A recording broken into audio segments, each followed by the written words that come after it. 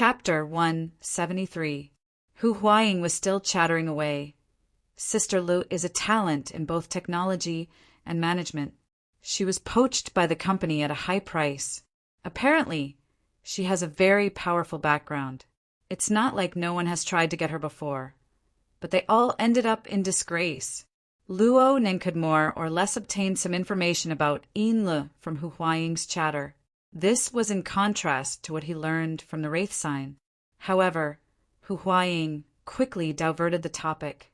She was eager to bring Luo Nan to experience the relatively easy-to-get kind of experience.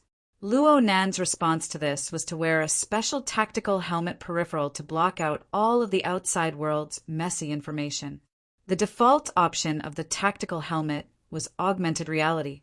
The interior of the VIP arena room was designed to look like a starship. Coupled with a bit of AR technology, it was a pretty good immersive experience. However, Luo Nan soon lost his cool. The tactical helmet was gradually affecting his 5 senses to help him further enhance the experience. However, it was precisely this influence that stimulated Luo Nan's mental senses. Under the circumstances where his 5 senses were confused, his all-encompassing senses began to take over everything. Illusory and real scenes intertwined. In the end, the real side still prevailed. Under the clairvoyance of his mental senses, the light and shadow effects were revealed one by one. There was no longer any reality to speak of. Luo Nen felt a bit helpless. This was an unexpected trouble. If this trend continued, he would probably be cut off from virtual reality in the future. Hu Huaying and the 2 guides were absolutely unable to understand Luo Nan's feelings. After routinely asking a few questions about his impressions, they quietly retreated to avoid disturbing Luo Nan's immersion experience. They each did their own thing. Little did they know that Luo Nan's mental senses gave him a better understanding of their actions. The long-haired guide retreated first. The short-haired guide flirted with Hu Huaying for a while before leaving with a smile on her face. Hu Huaying's anger was ignited. It was not appropriate for her to be presumptuous beside Luo Nan. She could only laugh and curse as she went to the resting area to find a place to sleep. However, he soon received a call. It was probably one of his friends urging him to hurry up. After refusing twice, he could only helplessly get up and quietly leave the room. Just like that, Luo Nan was the only one left in the entire VIP room to carry out his boring attempts.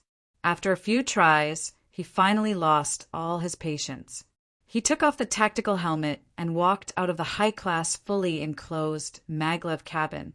He was lost in thought. This situation wasn't right. If it was only for normal people to use, it would be fine, but from by Xinyan and Brother Octopus. If this chapter is not finished, please turn the page. It was obvious that the association was involved in this project. There were a lot of mentally enhanced people like him in the association. If they all had this kind of out-of-character experience, then wouldn't the Frost River waterway become a joke? Luo Nan discovered that he might have taken a wrong path when he thought about this logic. He hurriedly looked down at his wristband and found the details of temporary privileges in the social privileges section. He then waved his hand. As expected, the system guidance with temporary authority had yet to end. It was still reminding him of the relevant location, and the target was still Frost River number 3. He should have realized it a long time ago. The authority by Xinyan gave him was clearly not compatible with the local reality system. They might not even be on the same data chain. You should have told me then. But that deputy officiant is at the side. Am I thinking too much? Luo Nan felt that he had done quite a few unnecessary things just now. When all was said and done, he lacked social experience, and his vigilance was too strong. Sometimes he made things complicated. He thought about how he had asked the 2 guides to keep it a secret not too long ago. Now that he had to ask them for help, it was inevitable that he would be embarrassed again. Luo Nan could not go back to the past. He could only shake his head and walk out with his tactical helmet between his legs. Just as he walked out of the door, he remembered that there was actually a call service in the VIP room. He rolled his eyes at the sky. But at this time, the system guidance on his wristband came. It showed that the Frost River number 3 he had been searching for a long time had entered the signal link range. Do you want to activate it? Luo Nen was dumbfounded. Then he chose yes. There was a soft sound. The door of a room in front of Luo Nen opened automatically. It was originally pitch black inside, but then the lights automatically lit up. Luo Nen walked over. After he entered, the door closed automatically, isolating the inside from the outside. He felt quite emotional for a moment. He had originally come to examine his body openly. How did he end up doing it sneakily in a moment of carelessness? When the door closed, his wristband clearly vibrated, realizing the data link. The system guidance was fully activated, a very classic virtual image of a female. In any case, it was the type that Luo Nan found familiar. It was projected before his eyes. Hello, Explorer Luo Nan. Welcome to a brand new adventure. I am your guide, Nina. According to the rules of the adventure manual, please enter the scanning area and equip yourself with the appropriate equipment. The scene guidance started just like that. Luo Nen confirmed that it seemed that this room, or perhaps the permission given to him by Xinyan, directly locked the game project. It did not give him the opportunity to choose. This was similar to his experience in the VIP room. This chapter is not finished. Please continue. It was not quite the same. This was nothing. Luo Nan followed the guide and entered the scanning area. This was the third time tonight. The scanning this time was more detailed than the previous 2 times. The duration was longer as well. It even required him to do a few sets of movements from time to time against the released demonstration video. There was no doubt that this gave off a more professional feeling. Luo Nan could feel that the combat suit on his body was undergoing fine adjustments according to his movements, making it more comfortable. Then should he put on the helmet that was placed aside? As he was thinking, the helmet beside him flashed with red light. The virtual guide, Nina, spoke softly. Explorer Luo Nan, the system has confirmed that your current tactical helmet does not meet the requirements of the adventure. It needs to be changed. Please follow the guide and perform data binding on the new helmet. At the same time, the automatic mechanical platform turned around and presented a new tactical helmet to Luo Nan. Luo Nan took it and scanned it. It seemed to be no different from the previous one, just by looking at its appearance. He shook his head and put on the new helmet, but the following interface made him a bit surprised. The interface was pitch black. There was only a silver-white dot of light in front of him. The system guidance asked him to focus his attention on the dot of light. Luo Nen naturally did as he was told. Next, the dot of light split up. 1 became 2, 2 became 4, and they spread out to the 2 sides. Soon, they turned to the limits of the range of his vision. But the system guidance still asked him to lock onto the additional dot of light. If it was a normal person, they would probably be stupefied. But for Luo Nan, who had grasped all-encompassing mental senses, it could not be any easier. Very naturally, he entered the level of mental senses from the basic visual senses. That's right, this was a special guide for ability users. Luo Nan suddenly realized. The dot of light split up into 360 dots. They covered the front, back, left, right, up, down, and so on. Luo Nan locked onto them one by one. Then all the dots of light converged into one. They were located right above the top of his head and pressed into his skull. Luo Nan's mental senses automatically cut inwards. Suddenly, countless lights and shadows appeared before his eyes. They interweaved with each other. After stabilizing, Luo Nan discovered that he had already entered the interior of a starship. The door that had just opened was in front of him. A metal-constructed corridor extended forward. Luo Nan hesitated for a moment before extending his hand to touch the opened alloy door. He saw that he was wearing a glove on his hand. The hard touch of the glove was fed back to him in an incomparably real way. The high wall of illusion and reality shattered with a bang at this moment. Chapter 174. On the east coast of Sia City, there was a dangerous section of the Huanhai Highway. Beyond the guardrail of the highway was a cliff. Under the dark sky, the fine rain was like mist, erasing the boundary between the cliff and the sky. This Huanhai Highway was the first-class highway to be paved with magnetic pavement. In the beginning, it was used as a technical practice. Later, because of its status as a classic, it gradually became the preferred choice for street racers. Although the weather was bad, the thrill-seeking racers did not mind. Sports cars sped along the highway one after another. With the help of the maglev system, they easily reached speeds of over 300 kilometers per hour. The headlights of the car were like a long sword that cut horizontally, cutting the curtain of night and the rain into pieces. They also made the cliff glisten and stand out from the hazy sea and sky. Bai Xinyan stood at the top of the cliff, looking at the staircase road that extended into the distance.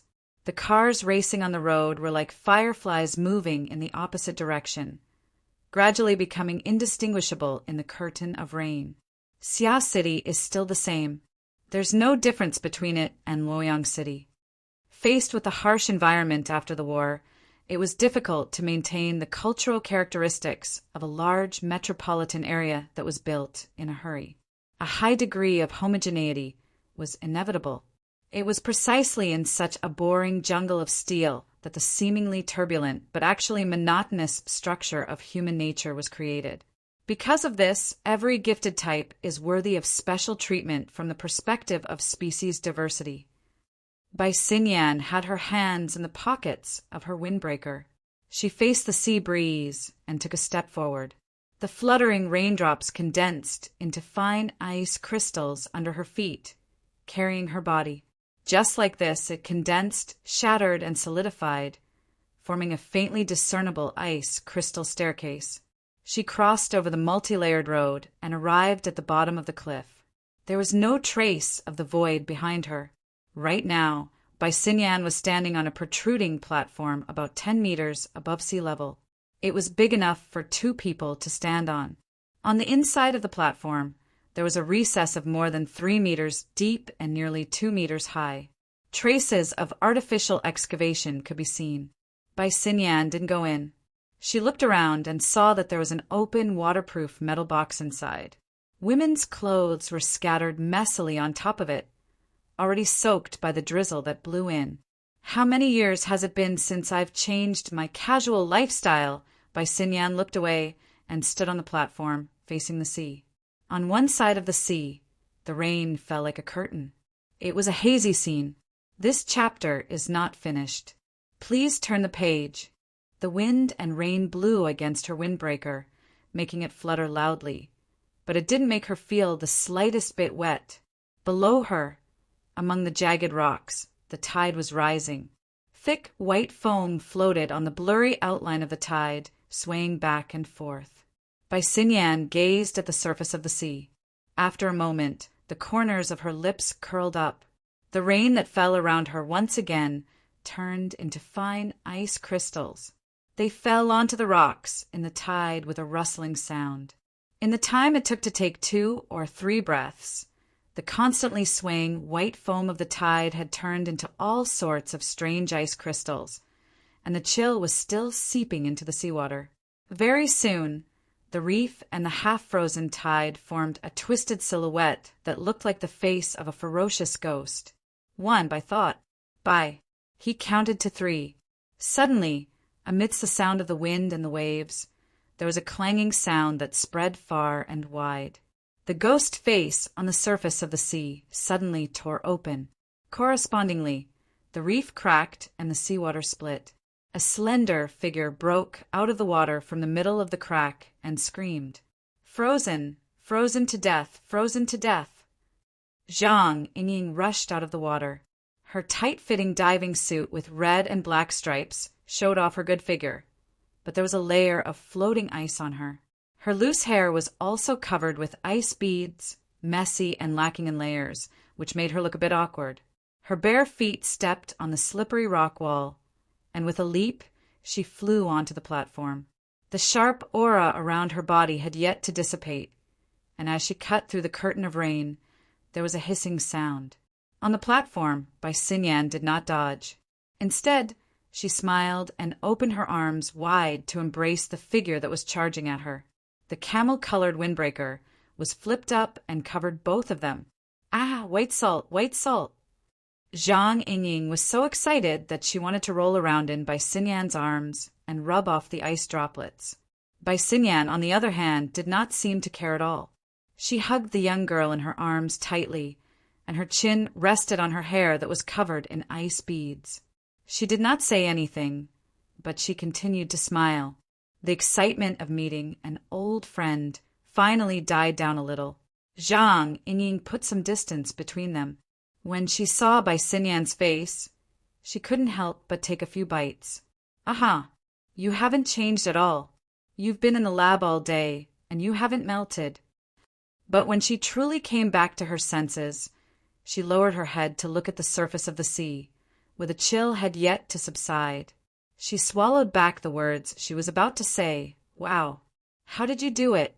This sort of freezing air has already far exceeded the scope of normal. You're no longer just an architect. This chapter is not finished. Please turn the page. An extraordinaire? Not yet. It's just a little trick. It's not the same as your white rainbow.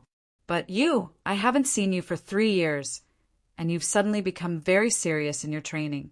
Zhang Yingying rolled her pretty eyes. Yeah? I'm making a fool of myself. I still want face. Do you? Bai Xinyan used her cheek to lightly rub against the young girl's delicate and slightly cool cheek. Zhang Yingying giggled. Then she asked Bai Xinyan about her plans. This time we're in Xia City. We're going to be at least a month. How are we going to arrange our schedule? How about you live with me? We'll go play to our heart's content every day. I'm going to see the boss tomorrow morning. Then I'll deal with other matters. I also have an appointment tonight, but it's just a formality. Bai Xinyan's wristband vibrated as she spoke. She glanced at it and nodded slightly.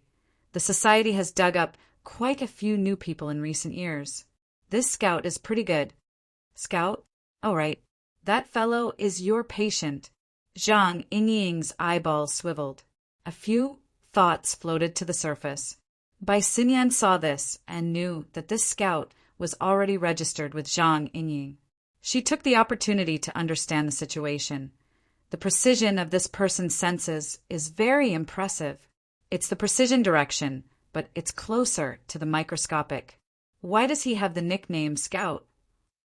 This person, he really does have some talent. Zhang Yingying blinked. She was a bit baffled. You guys haven't met yet, right? How can you tell? I rely on my skills. Bai Xinyan shook her wrist, letting the data on her wristband be mapped out. Zhang Yingying could only understand a part of it, but she grasped the key information. Frost River Waterway. That fellow's nerves are damaged, and he hasn't even awakened yet. Can he hold on? TSK. Is there a need to torment him like this? Bai Xinyan smiled. When a patient receives treatment, he has to walk with 2 legs. One is confidence, and the other is obedience. Right now, I'm just strengthening the latter element. Zhang Yingying had a baffled expression. That fellow can be a bit jumpy at times, but he hasn't started yet, right? Yeah, he's not being disobedient. I just want to make him more obedient. Oh, pervert. Chapter 175. Luo Nan stood at the entrance of the metal passageway, experiencing the blurry boundary between illusion and reality. Nina's upper body appeared on his retina. Explorer Luo Nan, you need to make a short jump in order to infiltrate the planet's defensive perimeter. Please enter the jump pod. This scenario seemed familiar. The last time he was tricked into coming here by Mo Han, it was more or less the same.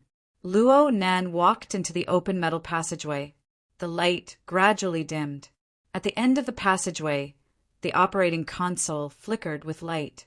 He could see the stars in the depths of space through the circular window. Behind the operating console was a classic high-back starship chair. Luo Nan walked over and sat down. Through Nina's guidance, he adjusted the equipment on the operating console one by one and revised the parameters. All of this was done to help the player adapt to the virtual environment, to minimize the influence of reality to the greatest extent. Luo Nen used his picky eyes to inspect the feeling of his fingertips, the changes in lighting, and the shifting of angles, but it was hard to find any obvious flaws. This degree of realism had already exceeded the limits of reality for the public. It should be due to the mental guidance that had been carried out before. Everything was ready. The window displayed the meaningless coordinates of the adventure area. Nina's voice rang out once more. Please close your eyes and grasp your balance. Resist the dizziness from the short jump. The adventure begins. Luo Nan's body trembled slightly. A peculiar vortex of light appeared in front of the jump pod. The pod started and accelerated. The force of inertia pushed Luo Nan to the back of the chair, and the world spun and flipped. Luo Nan instinctively closed his eyes.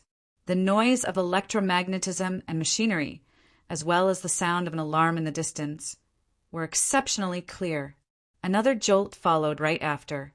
The feeling of accelerated rotation suddenly disappeared, and the force of inertia flung him out fiercely. What welcomed him was an ice-cold stream of water. A muffled boom rang out and water splashed in all directions. Just as the pain arrived, an even deeper chill penetrated his bones. This was, without a doubt, a rough landing. In the Frost River Channel, the moment one fell represented the complete transformation from reality to virtual. The vast majority of the participants' perception was produced by the stimulation of the nervous system by electrical signals. Luo Nan's experience was more realistic than the vast majority of the participants. Compared to the miserable experience from before, this reality was much more realistic. This chapter is not finished. Please continue. Reality was still precious. He opened his eyes and stood up from the water. His surroundings were still pitch black, but there was a faint light flickering at the edge of his vision. The water below was up to his knees. The current wasn't slow, and it was bone-chilling cold. There were also broken pieces of ice floating on the surface of the water. When they bumped into him, he felt a slight pain. At this moment, the communication device on his collar vibrated slightly. Nina's slightly urgent voice rang out, mixed with some chaotic background noise, continuing to make the environment more real. Explorer Luo Nan, you've just experienced a failed short-range jump. Your combat uniform is damaged to a certain degree. Please take note of the relevant report.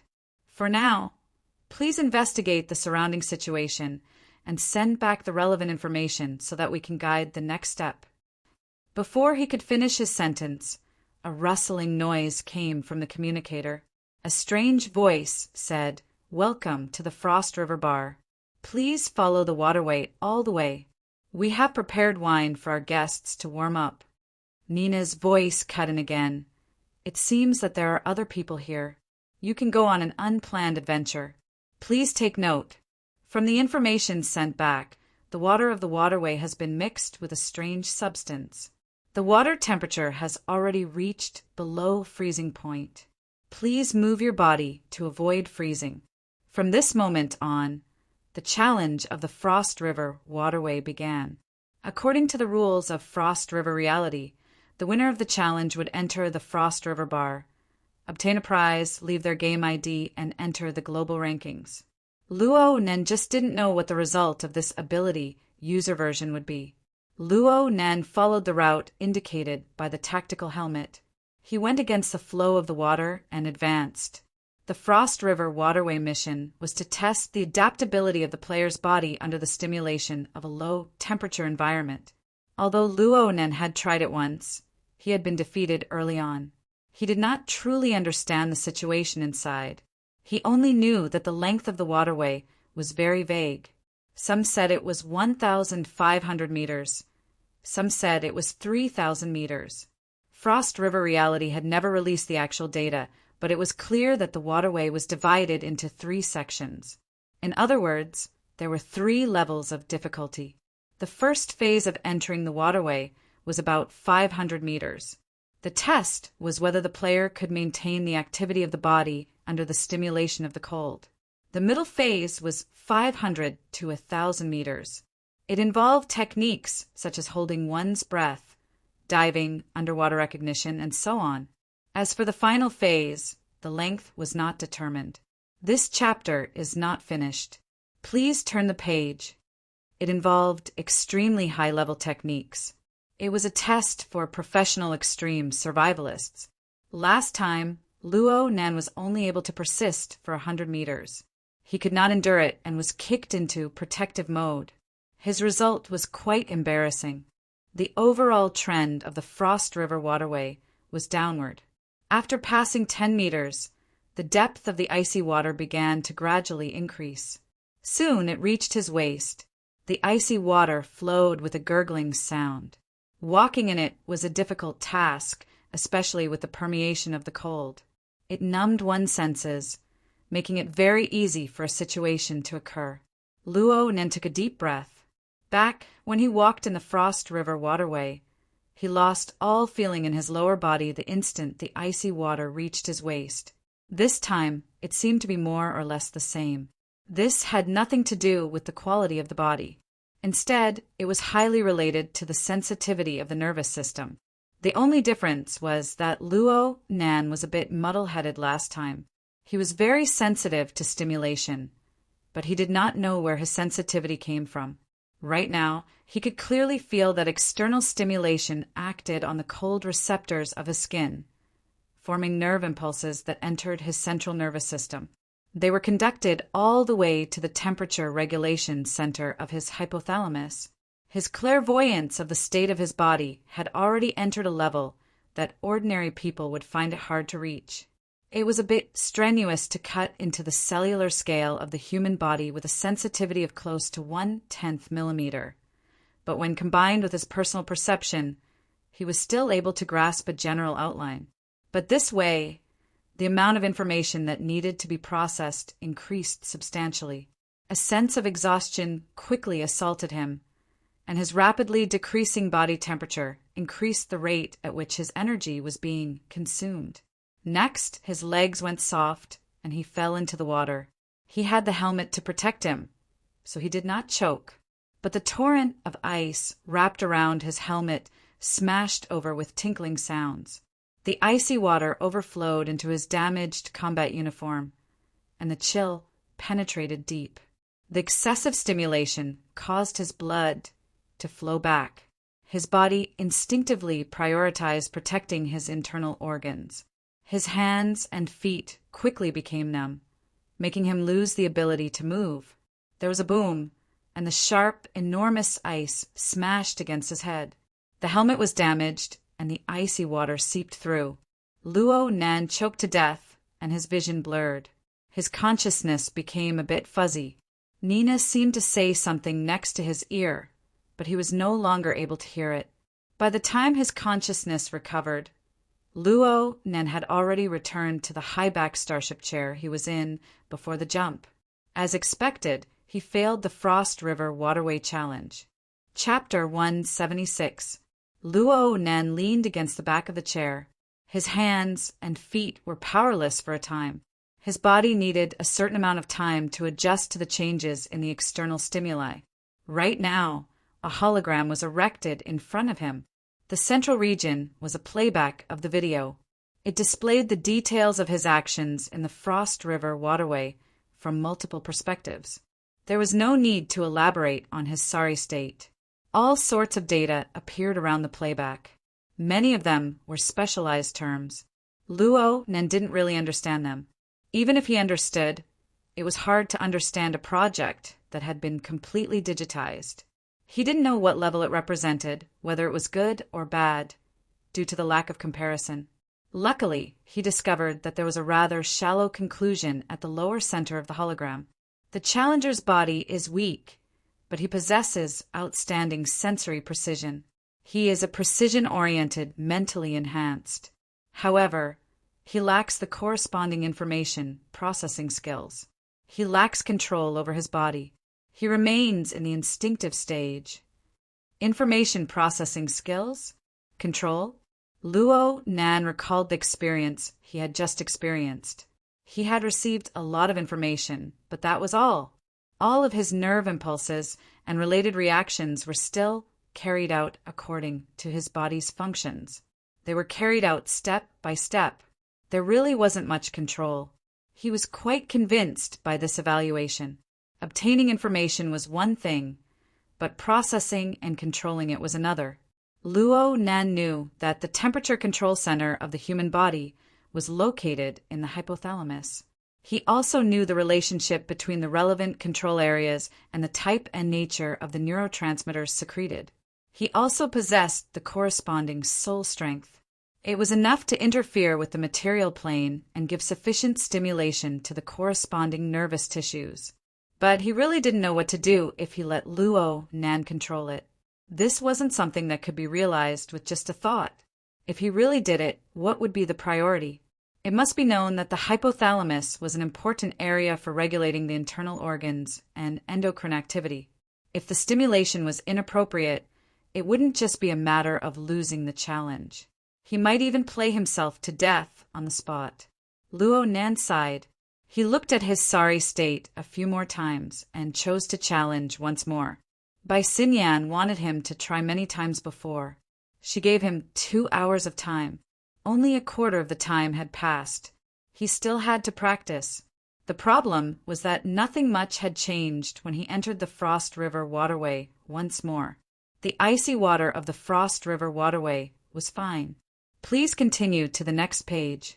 What gave Luo Nan a headache was the rapid flow of water and the enormous chunks of ice that came crashing down from time to time, as well as other debris.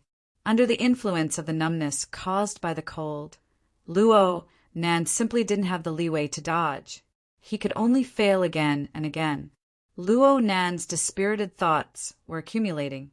He wasn't afraid of failure, but he was very vexed by the feeling of powerlessness that came from being unable to fix his own problems. He had practiced a few times, but he collapsed in the first 500 meters every time. It was the same problem every time. What was the point of trying again? The accumulated emotions had already caused his soul strength to go a bit out of control. Luo Nan simply chose to withdraw. The sealed magnetic cabin opened, and the luxurious high-back chair was restored. Luo Nan sat on the chair and was stunned for a moment. He smashed the armrest heavily and ignored the system notification. He took off his helmet and prepared to take a good breath. But the moment he took off his helmet, all the indicator lights around the high-back chair he was sitting on went off.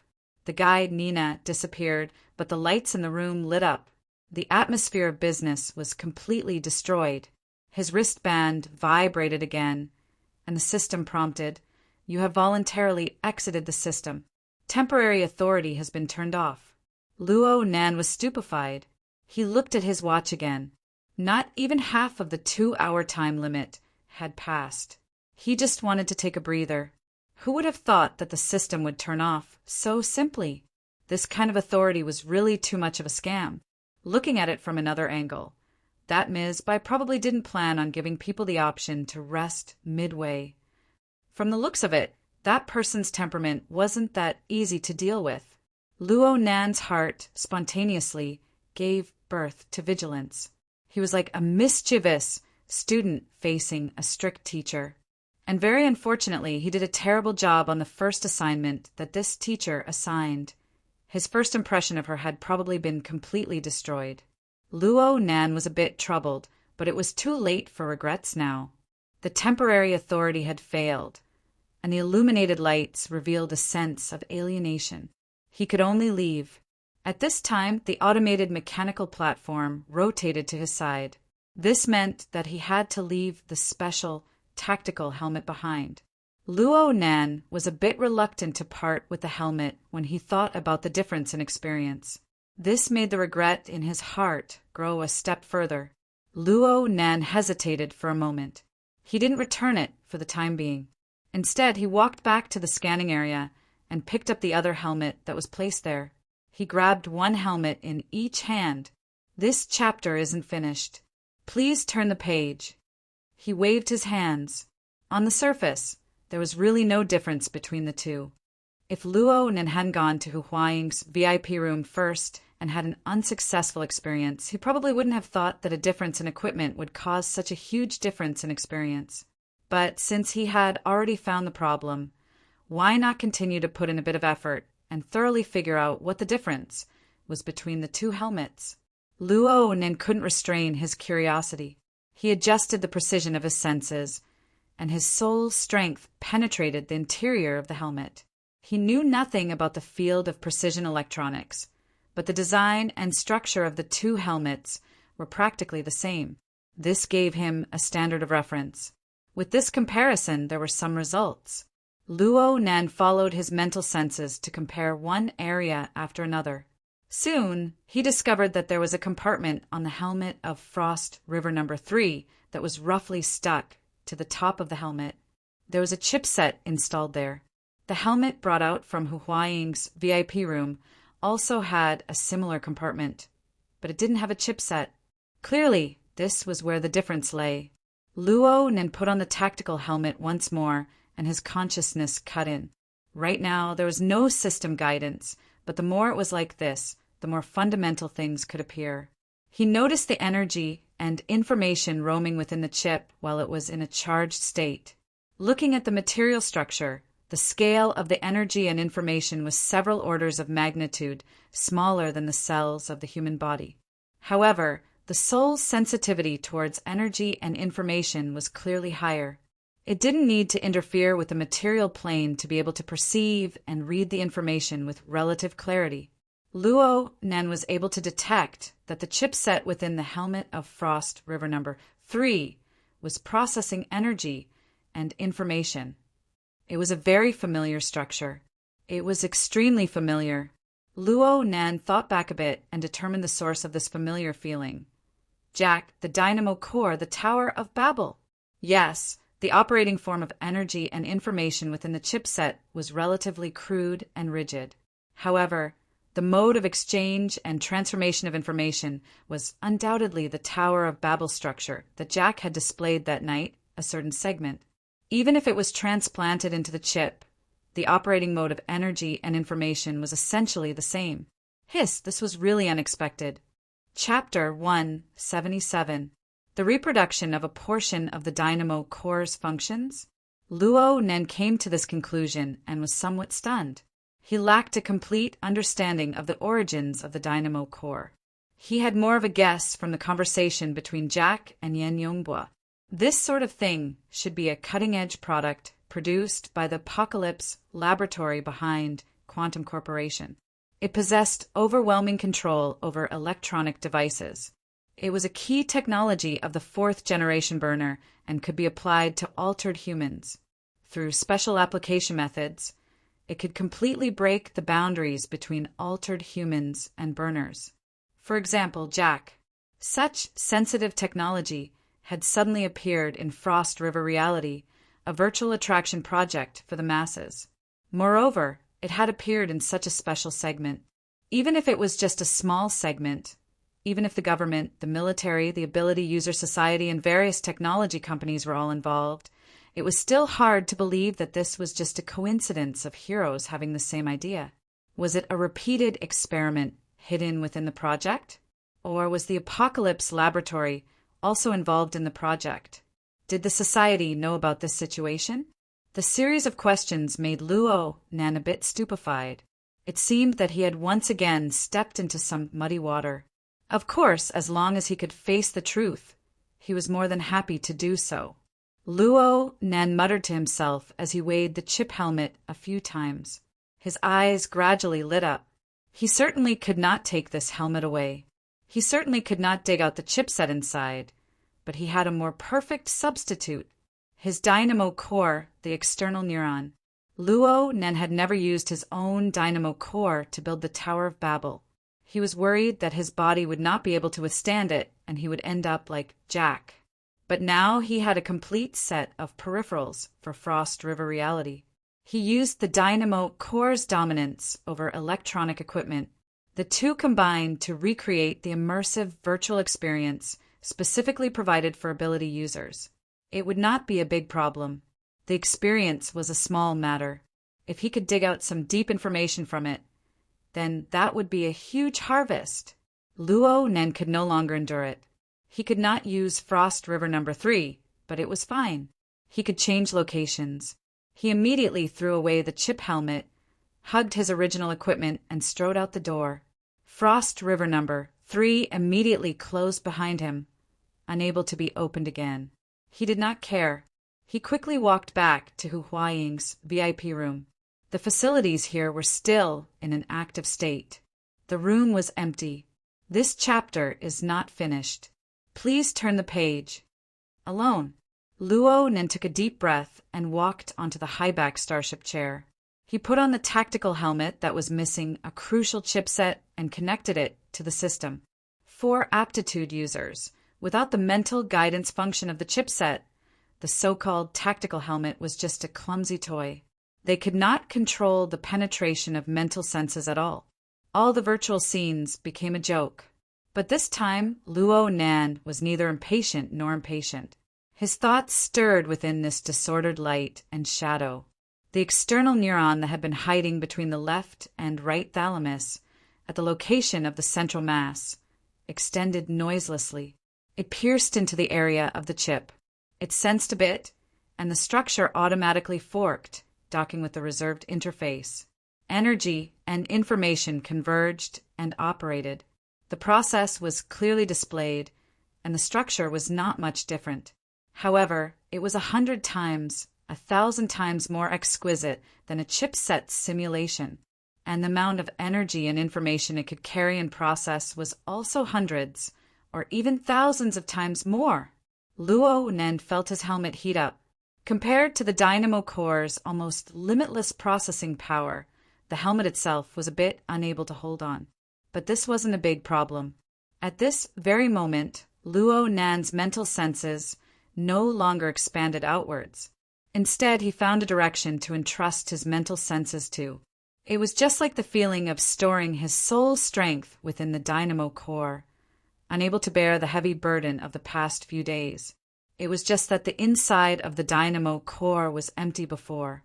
It was like a deep and silent void, but now it had color and structure, and layer upon layer, it grew more and more gorgeous, gradually forming a world. Luo Nan's consciousness wandered within, sensing in detail. This kind of guidance was much stronger than those divided specks of light, and it wasn't like the chip, which was always separated by a layer. Instead, it was completely and thoroughly touching. It was truly wholehearted immersion. What would happen? In a flash of thought, his mind was completely immersed. It was as if time had flowed backward. When Luo Nan came back to his senses, he was already back in the jump pod. He was facing the operating console and the circular window. The pressure of the combat uniform, the weight of the helmet, and the support of the high-back chair were all transmitted back to the central nervous system through the sensors all over his body. They interweaved with the scene before his eyes, which was indistinguishable from reality and illusion. Luo Nan was completely brought into this marvelous world. At this very moment, there was no system guidance. There were only 2 graphical options on the circular window before his eyes. Luo Nan's scalp went slightly numb the instant he saw the graphic. The graphic on the right was a simple sphere. This chapter has yet to end. Please turn the page. And the one on the left was the one he was the most familiar with. The visualization graphic, the format pyramid. Perhaps he had been in a daze for too long, but the system finally spoke once more. It was still Nina's clear female voice. Do you need a novice guide? Yes. Please select the activity mode 1 archetype mode. 2 optional mode. Following Nina's instructions, the visualization graphic and the sphere lit up one after another on the circular window, indicating which was the archetype and which was the optional mode. Archetype, Luo Nan felt a bit awkward, but a certain excitement of being able to peek into a great secret heavily bombarded his heart. He felt strands of cold air seep through the gaps of his teeth. His gaze involuntarily locked onto the most familiar graphic. Select Archetype Mode. The visualization graphic lit up and shifted to the center of his field of vision. The other sphere gradually faded away. At the same time, a certain man's deep voice rang in Luo Nan's ears. In a certain sense, every person is a pile of molecular polymers, and every person's life process is the oxidation process of this pile of molecular polymers. The human body itself is in the midst of combustion. Luo Nan felt a trembling electric current run through his spine when he heard these words. A layer of goosebumps covered his entire body. He nearly jumped out of his chair for a moment, but another force made him motionless. The deep male voice continued. The combustion of ordinary people is inefficient, whether it's production, storage, or utilization. It limits our body structure, affects our lifespan, and through heredity, affects our form of existence for generations to come. But as the mysteries of life are explored in depth, it is hard for people to be satisfied with this kind of inefficient mode. People unceasingly try to improve it. Muscles, bones, internal organs, nerves, genes, consciousness. Traces of technological transformation are left behind in every domain, yet they are fragmented and not systematic. This continues until people choose a completely new structural system to truly integrate the fragmented results together. The visualization graphic enlarged in Luo Nan's field of vision. Countless lines interweaved, outlining the outlines of bones, internal organs, nerves, and muscles. Then they pieced together to form a complete human body. The human body was placed within the visualization graphic and sat majestically. This is the burner that transcends human tradition. This is the embodiment of a certain direction of evolution. Chapter 178. Luo Nan experienced another failed teleportation and returned to the Frost River waterway with a rumbling sound. The rapid flow of water and debris flooded his body, bringing a bone-piercing chill. Luo Nan did not immediately stand up. Instead, he pressed his head, which was wearing the tactical helmet, into the water. He used the cold and rapid flow of water to clear his head. When he decided to use the dynamo core to replace the chipset and connect with the frozen star system of Frost River reality, it was hard for him to imagine that he would dig up information to this degree. It turned out that the temporary authority Bai Xinyan gave him did not touch upon the core of this virtual reality project. It was only when the antennae of the external neuron touched upon the lowest level of the frozen star system that he was able to see its deep mysteries. Simulating a burner's simulator. Frost River reality, which was loved by young people, had this kind of function. Okay, this was completely within reason. The government and the military were involved, and it was a huge project, like virtual reality. It was very normal to borrow the chicken to lay the egg, to do some model construction, actual combat deduction, and so on. However, this kind of optimization that was specifically targeted at ability users and burners, as well as the technological methods used, really made one's imagination run wild. Luo Nan was already used to skipping over the familiar plot guide, so he did not pay too much attention to it. He just pondered over his current state, wanting to see what was different in the end. Suddenly, Nina's warning streaked across his ears. Please pay attention to the internal energy reserves of the archetype format. Allocate your energy properly and avoid freezing. The lines changed? Luo Nan suddenly realized something. He still remembered that Nina's guide process was to indicate that his combat uniform was damaged and that the water in the waterway was abnormal. Then she said, "Please move your body sufficiently to avoid freezing." What the hell was this internal energy, reserves, that suddenly popped out? The scene on his retina changed as this thought flashed through his mind. A thick, white U-shaped symbol appeared in the lower left corner, reminding Luo Nan of his attention. When Luo Nan's gaze was focused on the U-shaped symbol, the deep and low background explanation rang out once more. Through the introduction of the archetype format, burners transcend the traditional inefficient combustion mechanism of humans. They fully convert and utilize the internal energy of the human body to obtain a higher utilization efficiency. When the explanation rang out, the U-shaped symbol changed color. It changed from its initial white color to red, orange, and green. If this chapter is not finished, please turn the page. Red, blue, purple, and then return to the original white.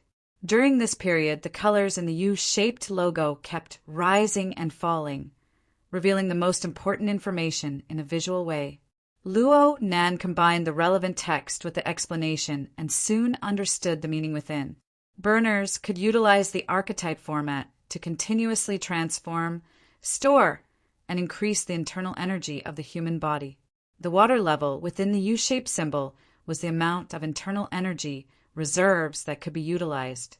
And the color changes of the spectrum were the energy forms arranged from low to high efficiency. There were a total of 6 levels. It was obvious that when a burner's internal energy reserves were very close, the key factor that determined the level of their abilities lay in the form of energy. See, the chemical energy naturally generated in the body of a strong man weighing 100 kilograms combined with the mechanical energy produced by his muscles was a joke compared to the antimatter annihilation reaction created by a strand of a baby's fetal hair. Of course, this comparison itself was a joke, but this was the secret of the burner's power, or at least a very important part of it. Luo Nen stood up straight. The ice-cold water continued to wash over him without end, causing the temperature of his body to rapidly decrease. He didn't move. Instead, he waited. Where was the internal energy reserves? Where was the archetype format? Even though his body was within a game system, Luo Nen didn't believe that he was simply playing a game. The so-called internal energy reserves and archetype format shouldn't be concepts set up by the game. They shouldn't be labeled as data.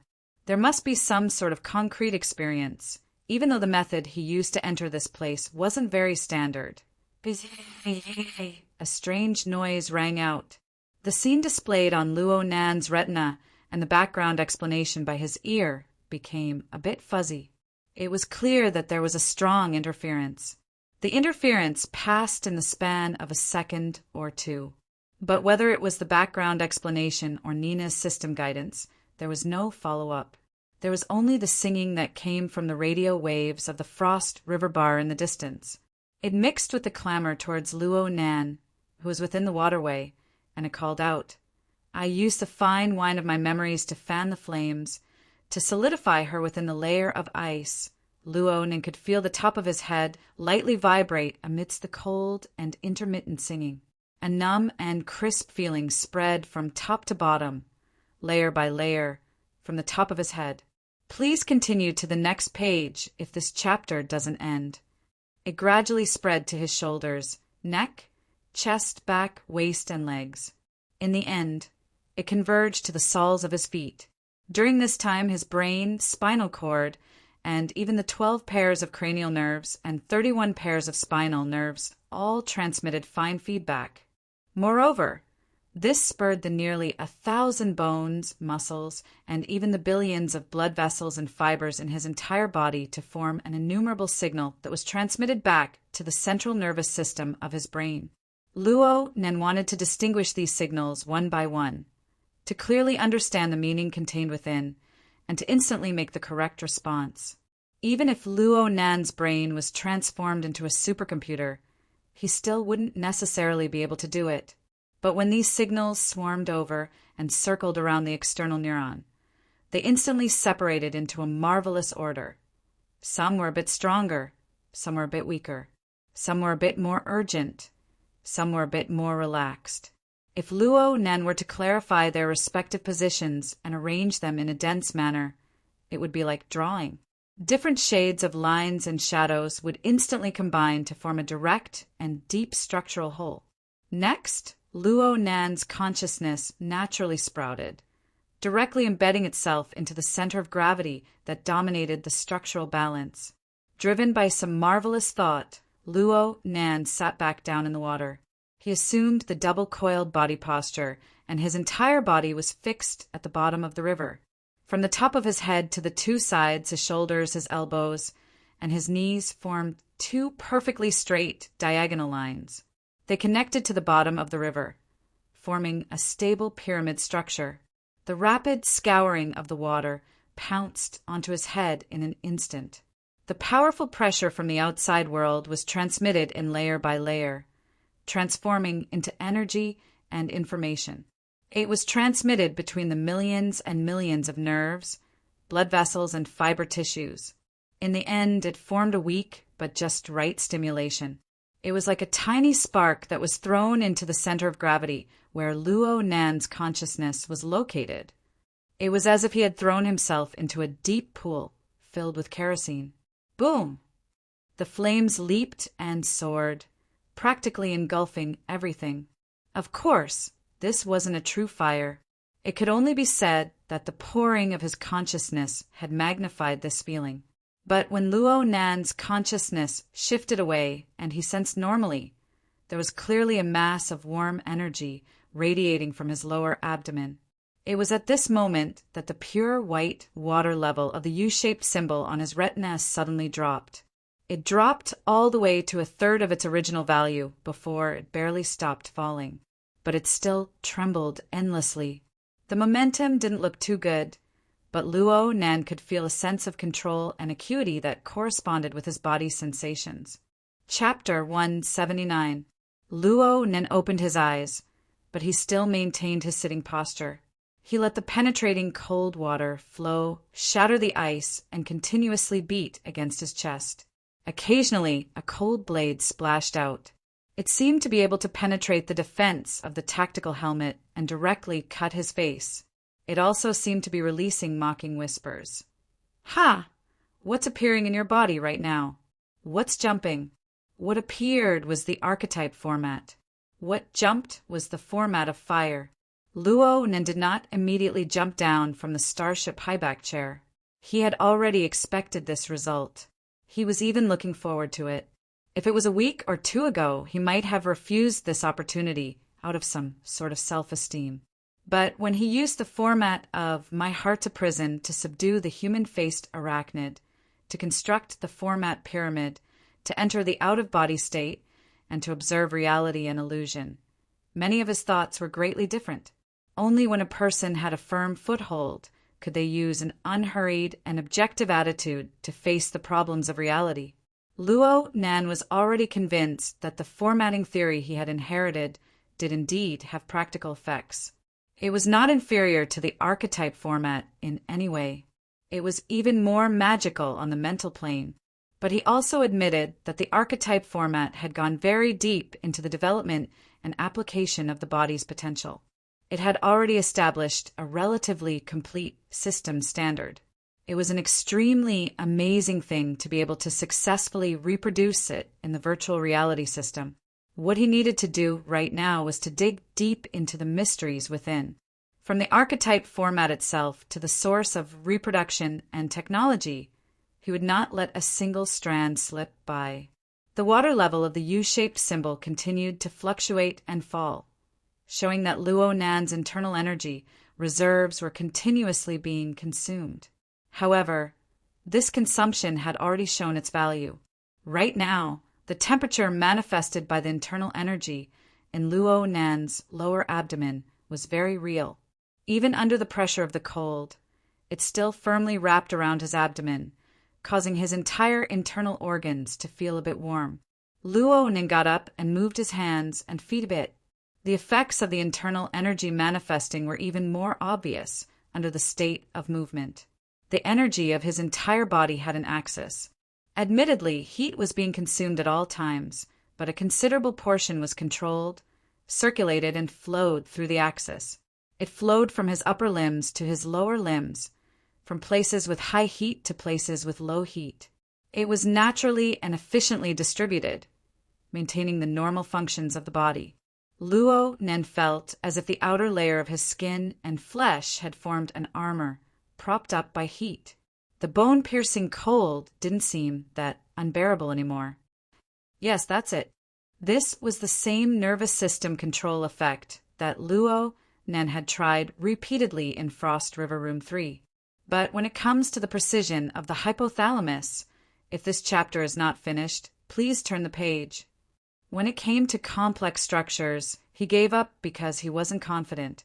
But now, through internal energy and the archetype format, everything was done easily and naturally. When Luo Nen observed from the perspective of a bystander, he was able to sense that the front and back areas of the hypothalamus were stimulated, as well as the hot and cold sensors that covered the entire body. They coordinated and stimulated the tissues of the body up, down, inside, and outside in a highly resonant manner. They transported heat to and fro, forming a fine heat net that covered the entire body. The nerves, blood vessels, muscle fibers, and even more secretive and fine conduction pathways were involved. Compared to Luo Nan's own imagination, this regulation method was more than 1,000 times more complicated. However, this method of regulation was not brain-burning. All he needed to do was think about it and send out an unclear command. The archetype format completed all of this with the support of the internal energy reserve. Luo Nen began to walk forward with large strides. The effects of the heat armor were extremely outstanding. Even though the water level of the waterway gradually rose and the surface of contact between the ice water and his body grew larger and larger, his body's reactions became more and more sensitive. He could easily avoid the enormous floating ice that was washed down by the rapid current. He could also feel the rapid and unstable undercurrents, controlling his body in time to maintain his balance. Soon he walked 200 to 300 meters away, far exceeding all previous records. It's really important to have a good software. Luo Nen suddenly felt a bit emotional. Because of the existence of the archetype format, he didn't need to directly face the complex and precise nervous system.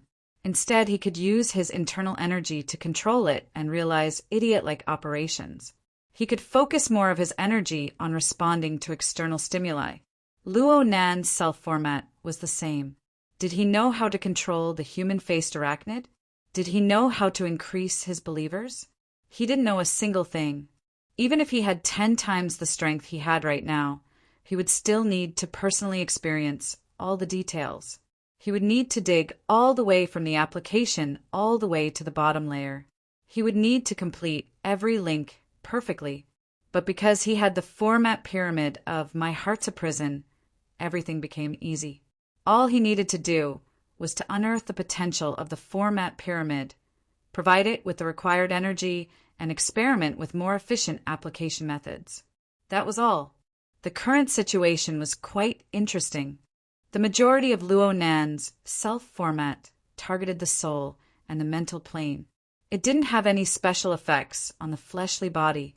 The archetype format mobilized the potential of the human body to a large degree. It fully realized the control and application of various parts of the human body.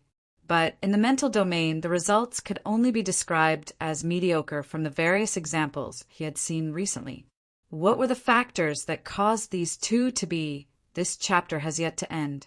Please continue to the next page. How could there be such a large divergence in the theory of originating from the same source? Thinking a step further, if the two were to be combined, would it be possible to create a formatting software that could be used simultaneously on the mental and material planes? Luo Nen was unable to find an answer for a time, but he was very clear on one point. Right now, he could only be said to be in contact with the archetype format software for the first time.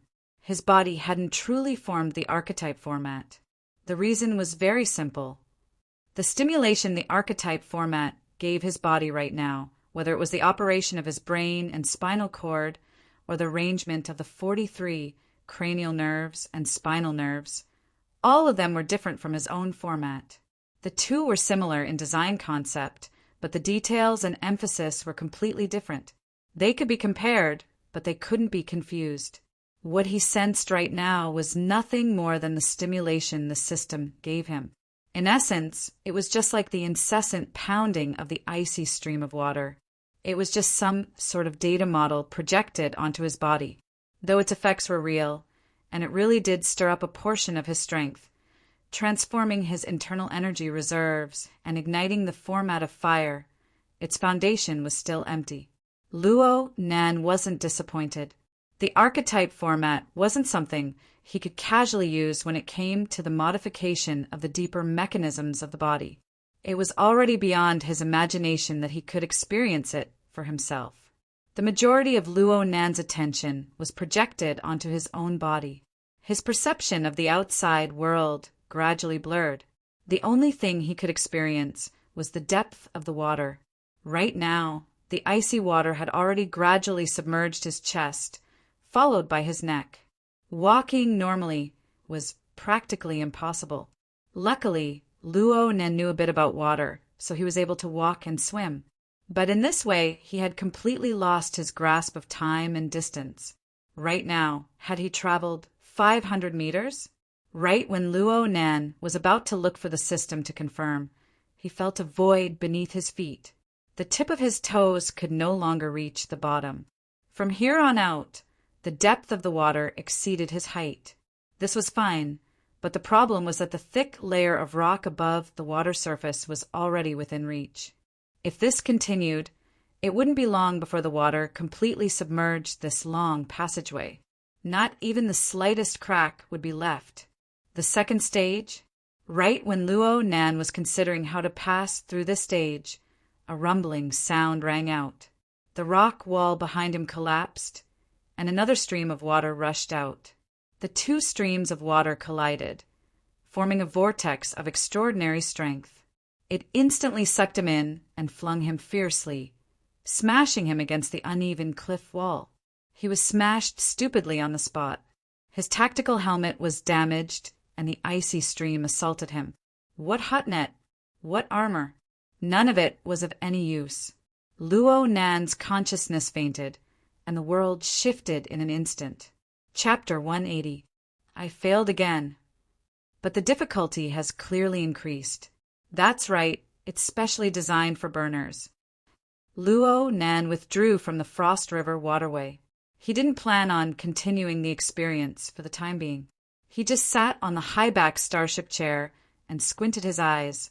He felt the discomfort of his body after the stimulation signals left his body one after another.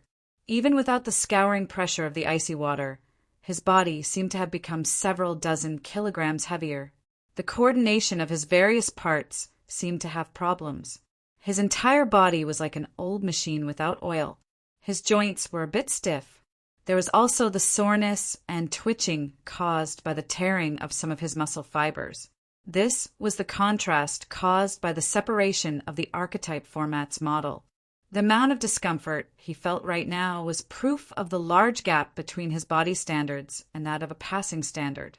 Only after a minute did Luo Nan begin to move his fingers. He regained control of his suddenly unfamiliar body. An analytical light screen had already been erected in front of the high-back chair at this time. It displayed the factors of success and failure in this waterway adventure in an unending stream. Luo Nan habitually looked at the evaluation first. The evaluation on it was unprecedentedly harsh. As a burner, the basic archetype format has made an unbelievably low-level error. The distribution of internal energy is at the beginner level. The coordination between the body and internal energy is close to zero. It is recommended that the format be immediately examined for errors and undergo strict foundational training. If necessary, the format should be reforged. It's that bad. Luo Nan rubbed his head. He couldn't help but laugh. Perhaps it was because the system's requirements had suddenly increased by a lot according to the standards of a burner. Then a three-dimensional image of a full body appeared on the holographic screen. Red and green dots of light and blue and white lines marked the densely packed nodes and silhouettes. The red dots, representing errors, could be said to be ghastly to the eye. Luo Nan was a bit surprised by this. Since it's a template chosen for the dynamo core, how come there are so many errors? He casually chose a red dot on his chest, and several dots in the surrounding area lit up. It even involved another set of nodes far away in his legs. It showed that there was a very systematic connection between them. And on the holographic screen to the side, a close-up of the corresponding area appeared. There was a clear diagram on it, showing the internal energy as the axis. The relevant energy and information flowed, converged, and transformed within the special structure of this area. This included mutual interference and even the material layer. This chapter is not finished. Please turn the page. The facial nerves, blood vessels, muscle fibers, bones, and internal organs were directly or indirectly affected. Even though Luo Nen didn't fully understand many of the models and formulas, he had the basic concept of the circulation of energy and information. He was able to more or less guess many of the parts. It was hard and strenuous for him to read for a time, but he enjoyed it with keen interest. Very quickly he found the problem. No wonder there were so many errors. Many of the nodes on the archetype format were actually affected by the interference of the self format. They were misaligned or confused. Even though Luo Nen had deliberately distinguished between the problems of the virtual world and the real world, he had formed his instincts over the past 5 years. His soul strength had increased greatly in recent days, and his imprints had continued to deepen. These imprints could not be easily erased. It could be seen from the playback system that the archetype format model had transformed in less than half a minute after it covered Luo Nan's body. Many key nodes had been displaced, and the virtual format of fire had yet to ignite.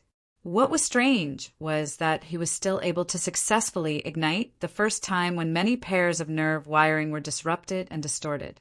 What kind of logic was this? Luo Nan subconsciously pressed his hand against his lower abdomen. He didn't know if it was because of the heat conduction from his palm or something else, but he actually faintly felt that there really was a bit of warmth in this position. It gathered and did not disperse. Oh, strange. Luo Nan was puzzled, no matter how he thought about it.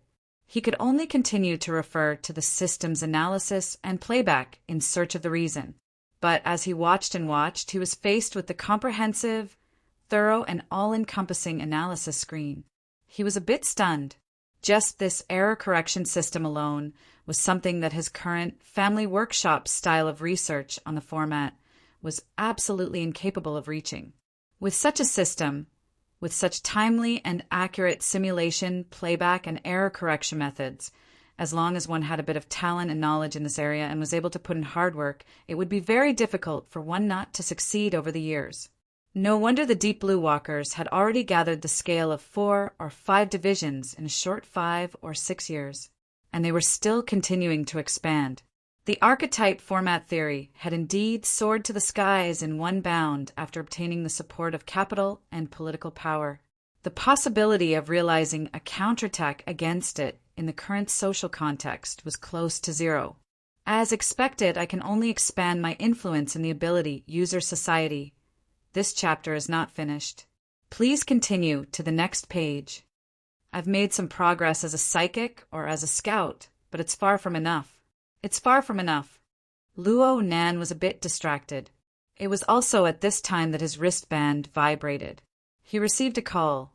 It was Mo Chiu. Third brother? Nanster, where are you? Mo Chiu went straight to the point. Luo Nan was a bit startled. I'm upstairs. Where are you upstairs? Forget it. You can come down now. Actually, Mo Chiu didn't care where Luo Nan was. He let out a long breath when he got through to him. Come to the guide desk in the reception hall. I'll wait for you here. Third brother, what's going on? It's nothing. Pung 17 just played with fire and overreacted a bit. I think it's best to go home and rest early. Hurry up and come down. Oh, okay. The two hung up and Luo Nan frowned. This third brother Chiu was clearly lying. His words contained a forceful calmness. He probably didn't want a kid like him to worry, but the nervousness in his words had long since sold him out. What happened? Luo Nan's mind spun a few times, but he didn't tarry. He took off his peripheral equipment and walked out of the VIP room. As he was about to close the door, he remembered that Hu Huaying was the one treating. According to etiquette, he should at least give her a heads up but he didn't give her a way to contact him. Luo Nan shook his head and walked quickly to the elevator. Not long after, he saw the two pretty guides. The long-haired and short-haired guides revealed sweet smiles. They raised their hats playfully from afar. "Hello, officer!" Luo Nan nodded in response. He walked closer and said to the two, "When Senior Who comes over, you guys tell him that I have business to attend to." "I'll be leaving first." The short-haired guide opened her eyes wide. "Officer Luo, aren't you going to play a bit longer? It hasn't even been an hour." "No, I have business to attend to." Luo Nan nodded to the two and walked toward the elevator. The two guides looked at each other when they saw Luo Nan's hurried appearance. They bowed in unison. "We will definitely pass on your message." The elevator's door rang and opened to the side. Luo Nan was just about to enter when he saw 4 or 5 people walking out, laughing and laughing. They all looked drunk. One of them was Hu Huaying. Chapter 181. Luo Nan saw Hu Huaying, and Hu Huaying also saw Luo Nan. This bro's heat had yet to subside. She immediately staggered forward, patted Luo Nan's shoulder, and hugged him. "Junior Nan, what's up? Playing by yourself is boring? I just happened to bring a bunch of brothers over. Let's start the game together and play Wilderness? Or something more exciting?" "It's okay, Senior Hu. My friend has something to do over there. Let me go down. I'll be taking my leave first." Luo Nan was polite. He didn't want to get tangled up with this drunkard. Hu Huaying blinked her eyes. Her mind was still not clear. "My friend invited me over to play. We're all very familiar with each other. I usually play with Junping." He raised his hand, wanting to introduce them one by one, but Luo Nan grabbed his forearm. Luo Nan locked gazes with Luo Nan and spoke softly. "No need, Senior. There will be opportunities in the future." Hu Huaying was suddenly at a loss for words. After a few sounds, she finally knew how to respond. "That's fine too." A few other drunkards surrounded the entrance of the elevator at this time. They had long since sized Luo Nan up. Most of them had no interest in him, but they were more interested in the two charming guides. Luo Nan gave Hu Huaying another nod. He turned his body and squeezed past this group of people. The person in the middle was probably drunk to the point of numbness. His body wasn't nimble. He bumped into Luo Nan's shoulder and staggered. His eyes widened as he wanted to flip out, but he was pulled away by the person beside him, making a path for himself. It wasn't Hu Huaying who pulled him away, but another acquaintance. Luo Nan's gaze swept over to that side, and he saw Lu Tao's scholarly face wearing glasses. It could be seen that this person was probably the most clear-headed out of all of them. Seeing Luo Nan shift his gaze over, Lu Tao lightly adjusted his glasses. The corner of his mouth twitched as a greeting, but his expression was a bit stiff. It seemed like she hadn't decided whether she should pretend not to know him or treat him as an acquaintance. He was probably at Lu Tao's place, but he wasn't sure whether or not Luo Nan would be able to recognize him. Little did Luo Nan know that Luo Nan's impression of Luo Nan had already surpassed that of Lian Yu, Li Xueqing, and the others who had crossed paths with Luo Nan and clashed with Lian Yu and Li Xueqing back on the warship. But since he was so conflicted, Luo Nan would just pretend that he didn't know him. Seeing Lu Tao here solved one of Luo Nan's doubts. No wonder he encountered drunkards one after another tonight. Sure enough, a bunch of second-generation rich kids were having a gathering here. Thinking about it, there were not many people in all of Xia City who could treat Frost River Reality as a hotel or restaurant. If this chapter is not finished, please turn the page. I didn't see Huang Bingjin. Luo Nan entered the elevator and nodded once more towards Hu Huaying in greeting. Soon, the elevator door slowly closed amidst the bidding farewell of the pretty guide. Lu Tao watched as the metal doors of the elevator closed. He confirmed that Luo Nan couldn't see him anymore. He finally let out the breath he had been holding in his throat. He didn't have much drunkenness to begin with, but all of it was let out with this breath. He turned his head and wanted to ask Hu Huaying, "Why is this guy here?" but the latter was still smiling and waving at the elevator door, cursing inwardly. Zhang Xian hesitated for a moment before raising his wrist to contact someone, who knew that another sound would ring out at this time. The elevator door that had just closed suddenly opened once more. Luo Nan was still alone in the elevator that was supposed to go down. His gaze swept across the faces of the group of drunkards outside the elevator. Lu Tao's heart suddenly twitched. His raised wrist froze in place. Luo Nan's gaze finally stopped on Hu Huaying's body. He revealed a faint smile and raised his wrist as well. He took a step forward. Senior Hu, leave me your contact details. Hu Huaying was baffled. She slapped her head when she heard this. Look at my brain. Come. Let's add each other as friends. Let's keep in touch when we're in school. The two's wrists lightly touched, and they added each other as friends on their wristbands. Hu Huaying enjoyed Luo Nan's display of goodwill. She patted Luo Nan's shoulder a few times. Luo Nan smiled as he accepted it, but he wasn't in a hurry to retreat. His gaze swept around and inexplicably locked onto Lu Tao's face. At this moment, Lu Tao looked straight into Luo Nan's eyes. Lu Tao's heart seemed to suddenly stop beating the moment his gaze made contact with those unclear pupils. He clearly knew that this reaction was too clumsy. He wanted to adopt a natural posture, but how could the instinctive reaction of the human body be controlled just because he wanted to? Lu Tao didn't know what kind of expression he had right now. He could only see that Luo Nan's gaze was fixed on his face. The smile he gave to Hu Huaying was still there, but he felt that something was wrong. Luo Nan's gaze moved down approximately half a second later. Luo Nan's eyes seemed to have a magnetic force. Lu Tao unconsciously moved down as well, just in time to see his own raised arm. In an instant, it was as if his arm had been branded by a red-hot branding iron. He suddenly pulled back and struck his own chest. Luo Nan's voice didn't fluctuate in response to this utterly terrible reaction. Senior Lu, let's add each other as friends? This chapter has yet to end. Please turn the page. Okay. Lu Tao didn't even know what he was saying. He watched Luo Nan's arm move forward. He was like a marionette as he moved his arm forward. A slight vibration indicated that the two had finished adding each other as friends. On the other side, Hu Huaying's somewhat blank eyes hooked back. She said vaguely, "You guys know each other?" When these words entered his ears, it was as if Lu Tao had been struck by lightning. He was stupefied on the spot. Luo Nan acted as if nothing had happened.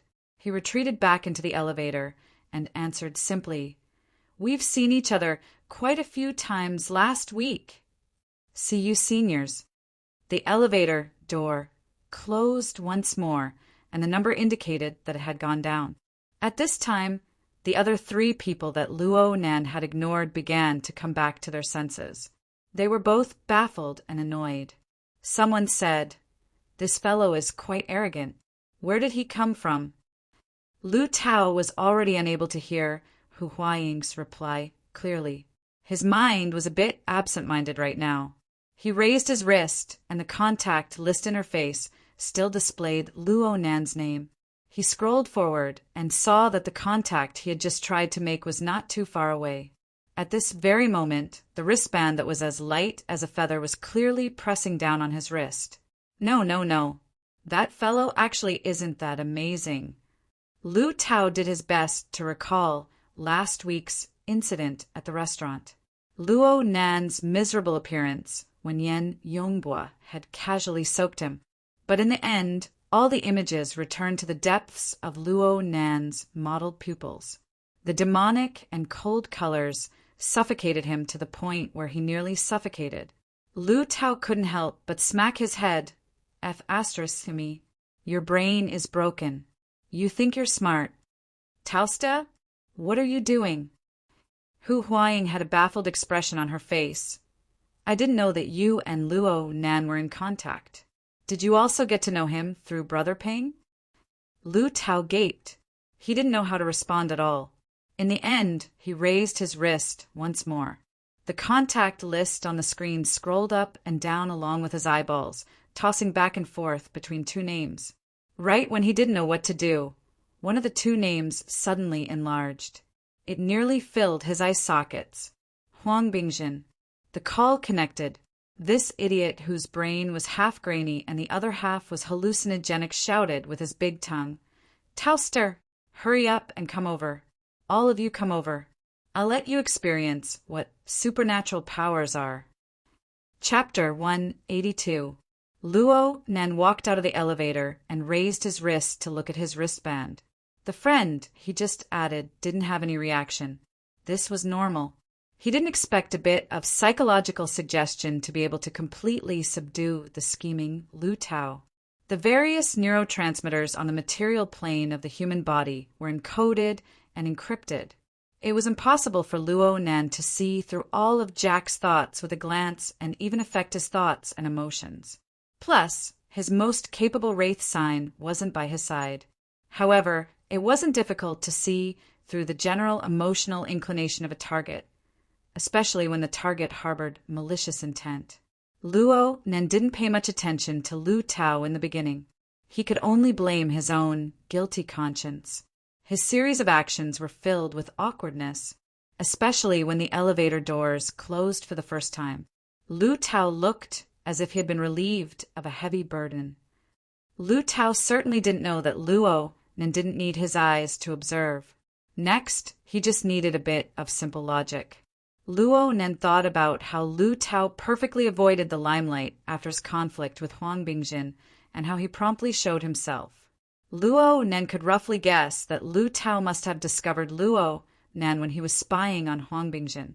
It didn't matter if Lu Tao was helping Huang Bingjin vent his anger or if Lu Tao had some other goal. Lu Tao definitely had bad intentions. Luo Nan naturally gave Lu Tao a bit of psychological suggestion in return. Under the overwhelming superiority of the mental plane, the consequences of this bit of psychological suggestion depended on Lu Tao's choice. Luo Nan walked in the opposite direction into the reception hall amidst the bustling stream of people and virtual images. He accurately found Mo Chio's position. It was just as Mo Chio said. He was waiting in front of the guide desk in the reception hall. But what was different from what Luo Nan had expected was that this third brother of his was all by himself. There was not a single person by his side.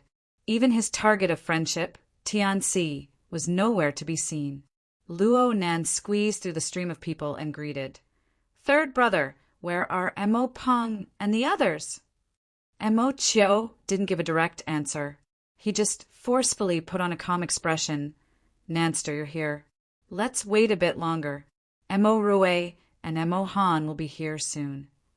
Luo Nan wasn't in the mood to beat around the bush. He directly said, "Did something happen to Mo Peng and the others? Did they offend someone and cause a conflict?" Luo Nan saw Mo Chio's stupefied expression as soon as he spoke. Luo Nan confirmed that he had hit the bull's eye. Mo Chio's first reaction was, "Mo Peng contacted you?" Luo Nan spread his hands. "I'm just guessing." At this moment, Luo Nan's mature behavior made Mo Chio overlook Luo Nan's age. He also forgot the so-called elder brother style that he had been trying to put on to comfort Luo Nan. Mo Chio unconsciously sighed.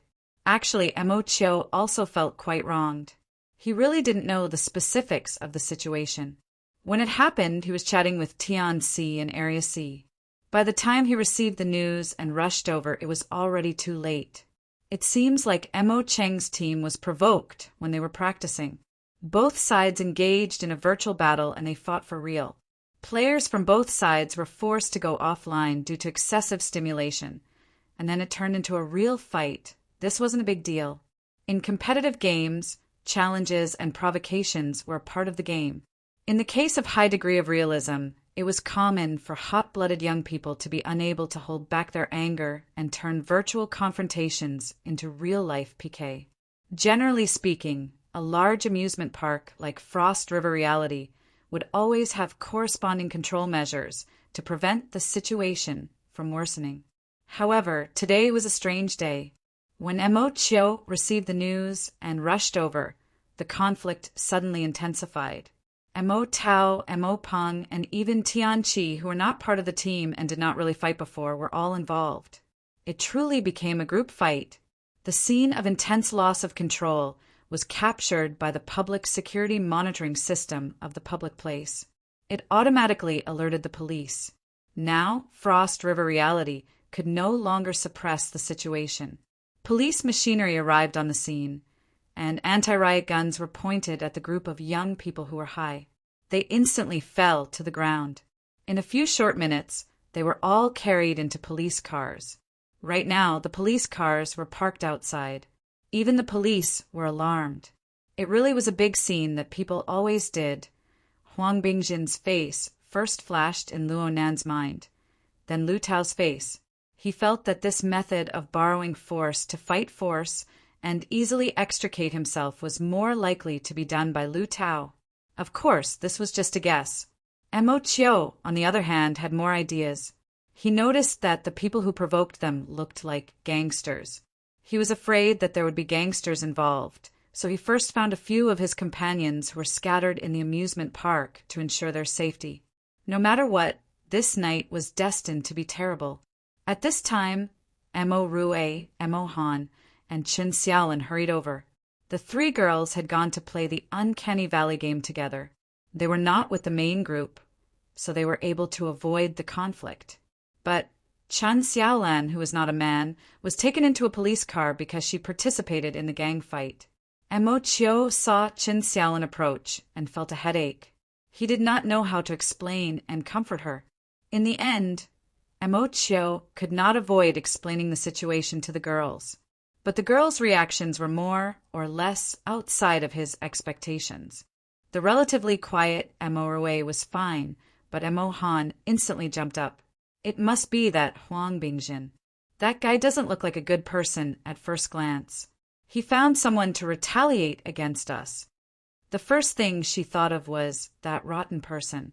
It could be seen that Huang Bingjin's hugging action gave Mo Han a huge psychological shadow. Chen Xiaolin appeared to be even calmer.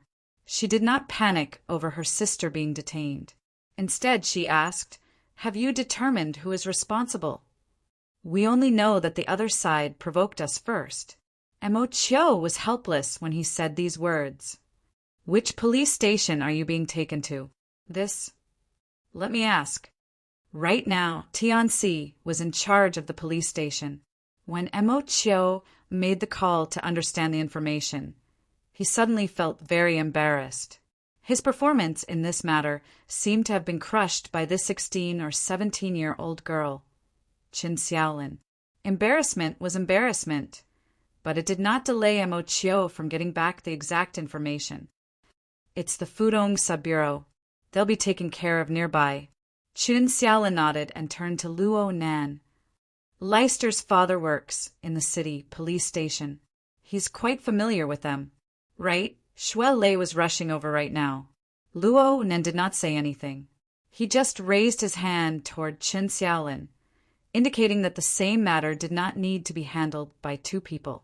It was better to let these people who were more familiar with the police force communicate. However, Luo Nan shook his head in his mind when he saw Chen Xiaolin calmly mentioning Shuai Lei. He did not believe that this exchange could redeem anything. Chen Xiaolin did not refuse. She walked to the side to talk to Shuai Lei. Chapter 183. Lu Tao stood in front of the luxurious room in Area A, whose specifications were second only to the VIP floor. He hesitated for a moment before finally pushing the door open and entering. The room was dim. Practically all of the lights were off. The only place with a wall lamp was the resting area in the corner.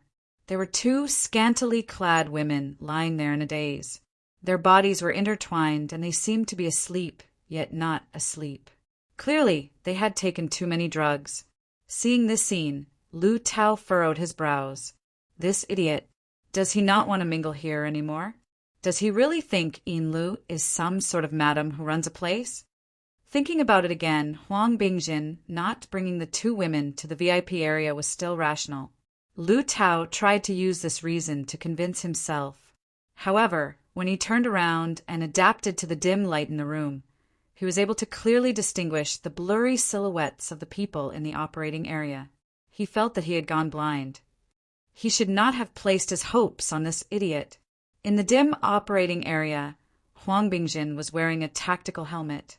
He waved his arms, and his body staggered as he circled around the central area. Apart from that helmet, this bastard was completely naked. This guy is finished. Lu Tao had always believed that young masters like him, who were born with a golden spoon in their mouths, playing around with women and looking for fun was nothing. However, there had to be a limit. In this already preposterous and unbridled world, a guy who continued to pursue extreme stimulation was destined to not live long. For someone like Huang Bingjin, who indulged in alcohol, drugs, and women, he would reinvent every single one of them without restraint. Sooner or later, he would torment himself to death. In fact, he was more or less the same now. Ever since this guy joined some order in the Mystic Arts Research Society, he had forcefully found the meaning of eternity in his depraved and preposterous life. Normally, he was still fine. However, once he got involved in alcohol and drugs, the circuitry of his brain would completely move towards an inhuman realm. If it wasn't for the Huang family's sponsorship of the Mystic Arts Research Society being extremely high, and if it wasn't for this fellow having an iron vote in the society, which was the crux of the bid for gear, Lu Tao wouldn't have gotten involved with this sort of person. Lu Tao was hesitating whether or not to greet this madman when Huang Bingjin let out an "ah" and knelt on the ground. First, he heavily kowtowed. Then he let out a strange laugh. The laughter squeezed out from the helmet was stifling and irritating. What a pervert! Lu Tao was badly frightened by this blow, and his whole body jumped a small step back. This chapter is not finished. Please continue. This chapter is not finished. The guy knelt on the ground and turned his head to look over. The pitch-black helmet covered his face, making him look comical and eerie. Taozi, your ideas aren't very good. These guys are all very arrogant.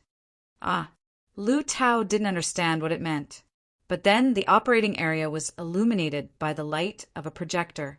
The image displayed was the situation inside an escort police car.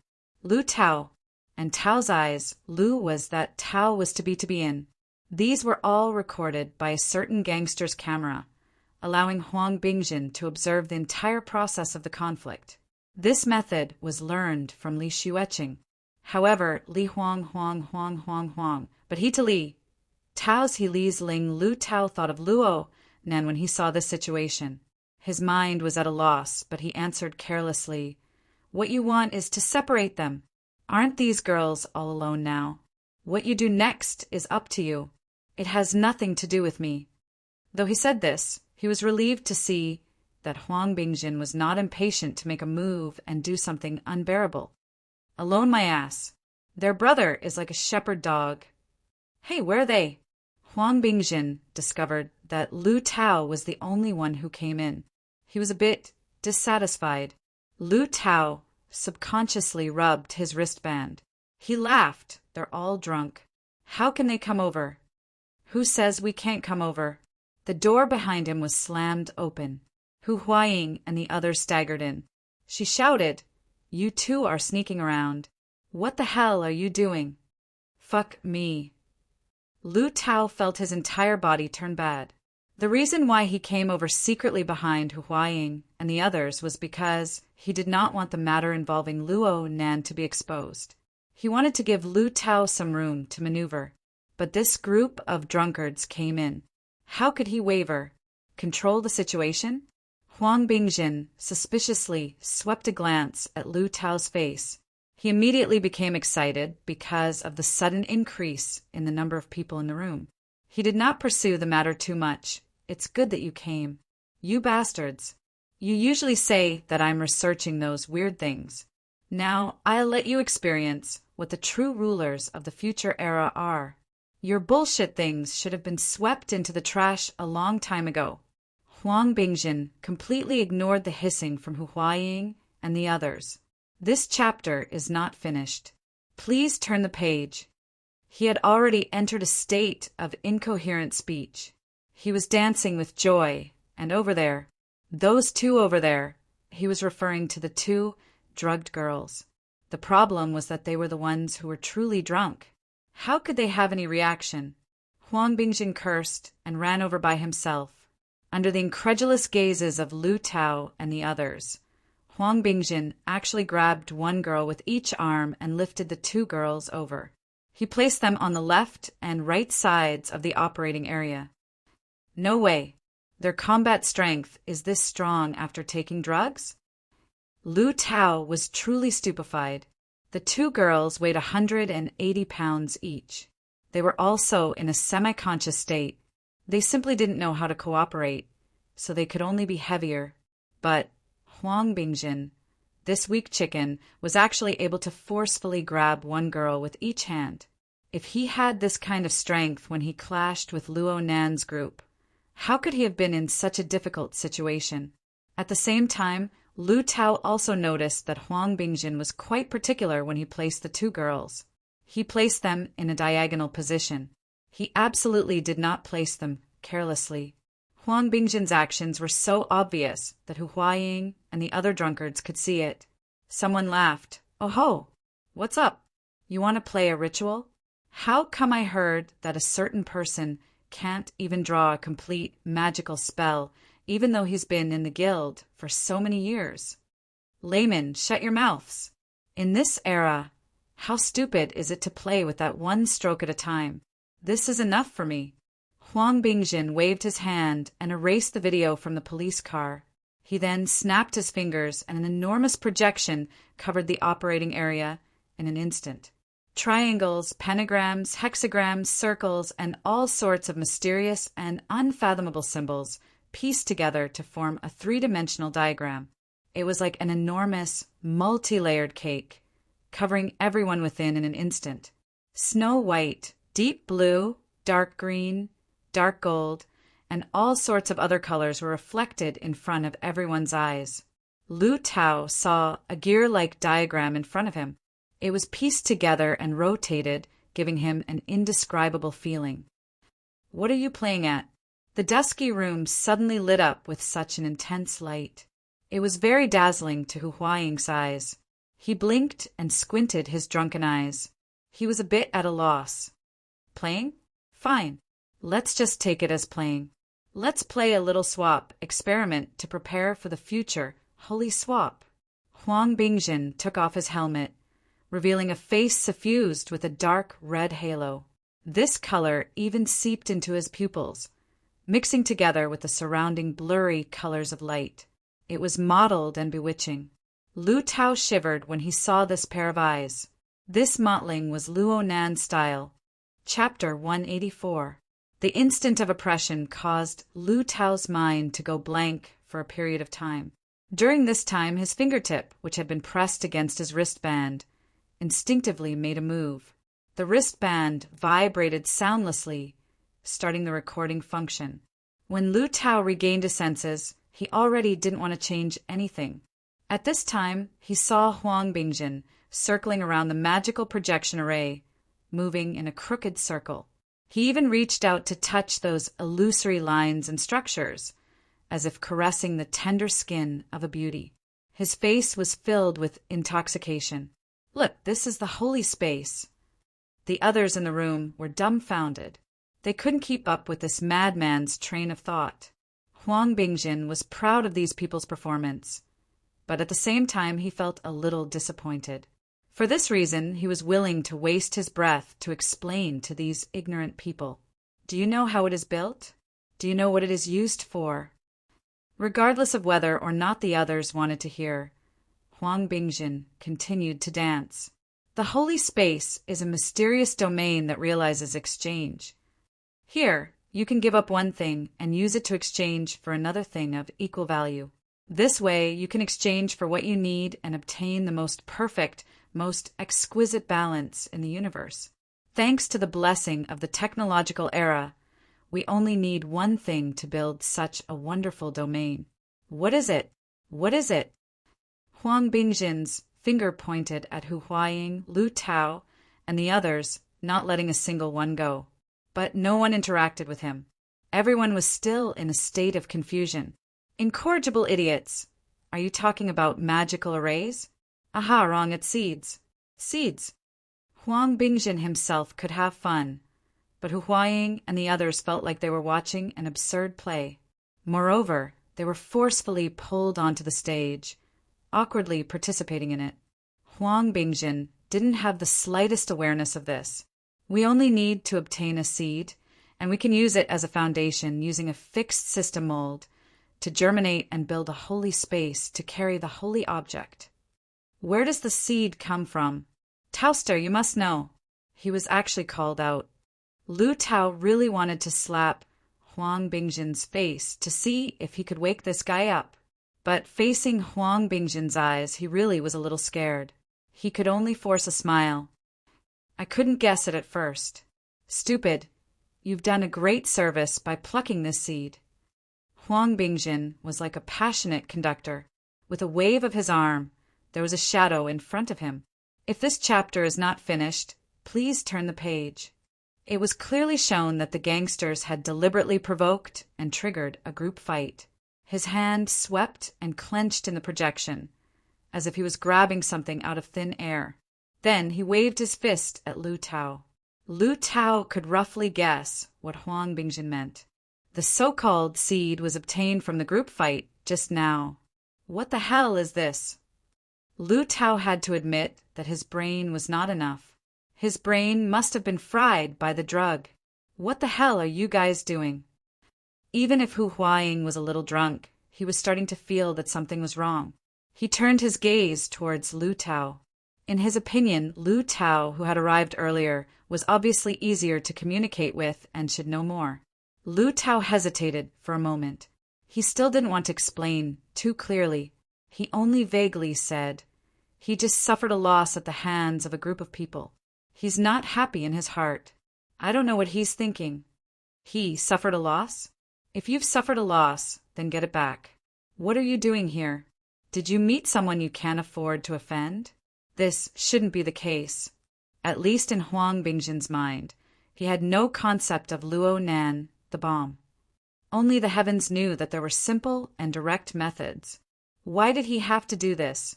Then again, if he was able to understand Huang Bingjin's thoughts, then wouldn't he be a madman? Lu Tao spread his hands with a helpless expression.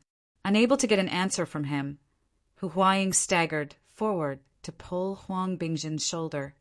Brother Huang, don't be so mysterious. If you have something to say, then say it. If you have something to say, then do it. Fuck! Hu Huaying moved closer with good intentions, but he was pushed away by Huang Bingjin. How could he maintain his balance right now? He immediately sat on the ground, stunned on the spot. Hey, Huang Bingjin, you're no fun like this. The other drunkard had a good relationship with Hu Huaying. He immediately wanted to stick up for Hu Huaying, but Huang Bingjin's mottled demonic pupils turned to stare at his face in the next moment. Silence. Even though the experiment is small, it's still sacred. You were clearly the most noisy one just now. On the ground, Hu Huaying struggled to crawl up. He shouted, "This guy drank too much. Grab him. Wake him up." These people's family backgrounds were similar, but Frost River reality could barely be considered Hu Huaying's territory. He was the landlord, so they would listen to him. The drunkards immediately rubbed their fists and palms together. This chapter is not finished. Please turn the page. He saw an opportunity and charged forward with a howl. Lu Tao hesitated for a moment before following. Even though Huang Bingjin's strength was extraordinarily great, there was a limit to it. He could not resist the combined strength of these people. His 5 limbs hung in the air. His 2 legs kicked wildly, and there was no place for him to exert his strength.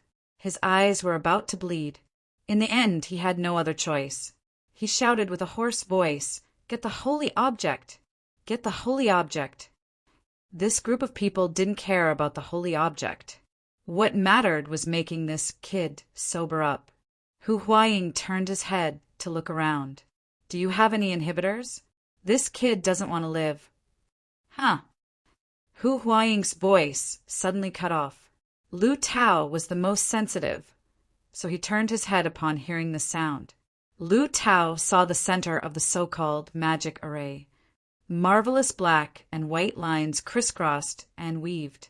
They combined and constructed together, gradually forming a classical hanging scale that was half a person's height. The black and white plates were placed on one side. The frame in the center presented a smooth and contrasting arc. In the center, there was a sculpture that looked like a Western crown. It was unknown what flower it was made of. 8 sharp hollow leaves spread out in a ring shape, and there were 6 gems arranged in 2 rows at the center of the crown. The gems were of different colors, but the hue was rather dark. The design looked strange and gorgeous. At this moment, the black and white plates were placed on one side. Chains of the same color were divided into 3 strands that hung them up. They even swayed, slightly as if they were real. I think I've heard of this before. Hu Huaying scratched his head. It's the scales of truth. Lu Tao vaguely knew a little about this so-called holy object. It was not only very influential within the mystic arts research society, but it was also circulated among the wealthy circles of Xiao City. It was just that Lu Tao had no interest in this sort of mysterious thing. He had never seriously understood it. Now it seemed that he had underestimated it in the past. In any case, it had some ability to turn a normal person into a retard. Huang Bingjin became even crazier when he saw the scales of truth appear. He struggled as he screamed, "The world is fair. The truth is just. The daily exchange of this round's holy oracles item has been fulfilled. I request an exchange." Exchange? Calm down. Oh my God. One of the drunkards slapped Huang Bingjin's cheeks with all his might, but he was bitten by this fellow. The drunkard let out a blood-curdling scream and saw blood. Just as the drunkard was cursing out loud, his body inexplicably shook. He lowered his head to look and saw a sharp appendage protruding from his chest. It was hard to tell if it was real or illusory. Chapter 185. The order in the reception hall of Frost River Reality grew more and more chaotic. Many people were attracted by the arrival of the police. The effects of the brawl were fermenting. At this time, Frost River Reality was also having a headache. The person in charge was constantly negotiating with the police, hoping that the police would quickly take away all of the brawlers and put an end to the matter. However, the police still needed to conduct some on-site investigations, including Tianxi. The petite girl had been trying to communicate with the police. The 3 parties restrained each other, and for a while they were in a deadlock. Luo Nan and the others saw this scene when they walked out the door. Chun Xiaolin had just finished communicating with Shuelei and walked over to his side. Her expression was a little strange. Leister contacted his father. It seems that his uncle is on duty tonight. He just received a mission and went out. He's here. Such a coincidence. Luo Nan was astonished. He also found it very strange. His father is a special police officer, right? He's involved in this sort of public security issue. It seems like after the explosion in the R&D district, it has been in a state of alert. All the security issues in the central city have been upgraded. On the side, Mo Chiu had a strange feeling.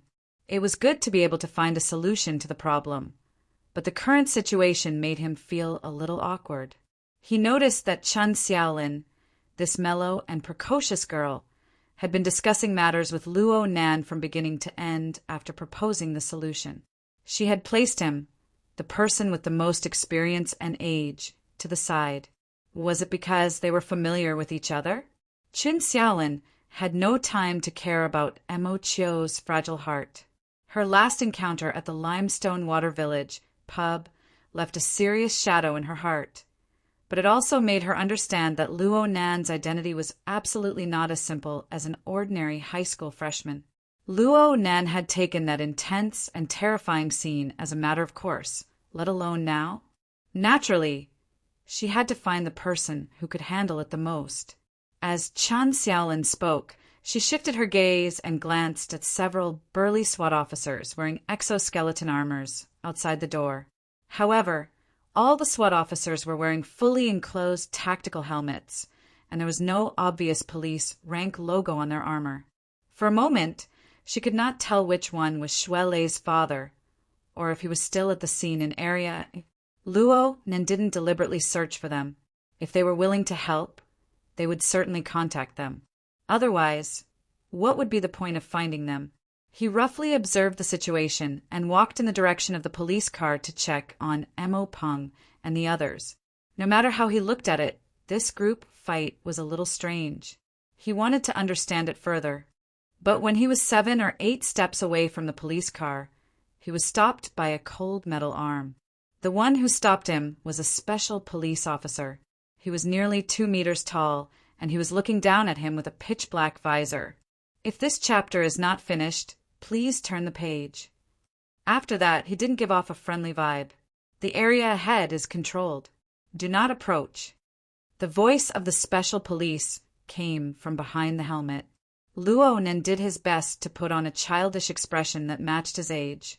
"Officer, my brother is inside. I came with him. Is that so?"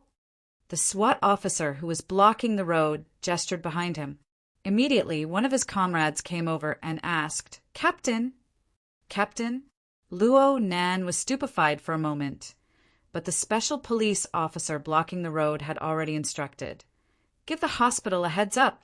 Let that group of people first take a urine sample in preparation for a drug test. Their emotions are too agitated. It might be the effect of the drug." How did he make that connection? Luo Nen didn't know whether to laugh or cry. He was baffled, but soon his mind stirred. His mental senses cut into the visor to confirm. Almost at the same time, the SWAT officer took off his helmet, revealing a square, middle-aged man's face. "You're Luo Nan." "Officer Xue." "Uncle?" Though the tone was quite different, the certainty and judgment within were completely the same. Luo Nan was a bit embarrassed. The police officer in front of him was none other than Officer Xue, who had personally arrested Xie Junping last week due to the illegal drugs in his phantom flying car. That was the first time Luo Nan had been arrested. It was impossible to not have a deep impression of him. He still remembered this person's name. It was Xue Weiluan. The word Xue couldn't be written twice in a single stroke. Plus, the location and position all matched. Luo Nan was certain that this tall and sturdy police officer was Xue Lei's father. He was also the target of their assistance. So Xia City really was quite small. Luo Nan had a strong first impression. He was able to find many similarities between Officer Xue and Xue Lei when he looked at him again. This could be used as verification. However, the other impression of Officer Xue didn't seem to have any positive effects. Xue Weiluan furrowed his brows and stared at Luo Nan. His gaze was like looking at a criminal suspect who had escaped by a fluke. That day, Luo Nan was silent and taciturn after being controlled. His rigid and uncooperative appearance left a deep impression on Xue Weiluan. Now Luo Nan looked a bit more cheerful, but it was limited. "Leister said that you're a good friend of his. How long have you known each other?" "Just last week." Luo Nan felt that it was very likely that he would be interrogated by this Officer Xue. This was to prevent Xue Lei from mistakenly making friends with criminals. His wristband vibrated just as he was having a headache. He immediately whispered an apology and looked at the message on his wristband to alleviate the awkward and tense situation. The message unexpectedly came from Lu Tao, but it wasn't an instant message. Instead, it was an audio file. What the hell is this fellow up to? This chapter has yet to end. Please turn the page. Luo Nan subconsciously opened the audio file, and an extremely exaggerated voice immediately came out. "The holy space is a mysterious domain that can realize displacement." What followed was this voice's unceasing lecture. Magical spells, seeds, holy objects, and other special terms popped out one after another. Hu Huaying and Lu Tao's conversation was mixed in the middle. From this, Luo Nen could determine that this neurotic lecture came from Huang Bingjin.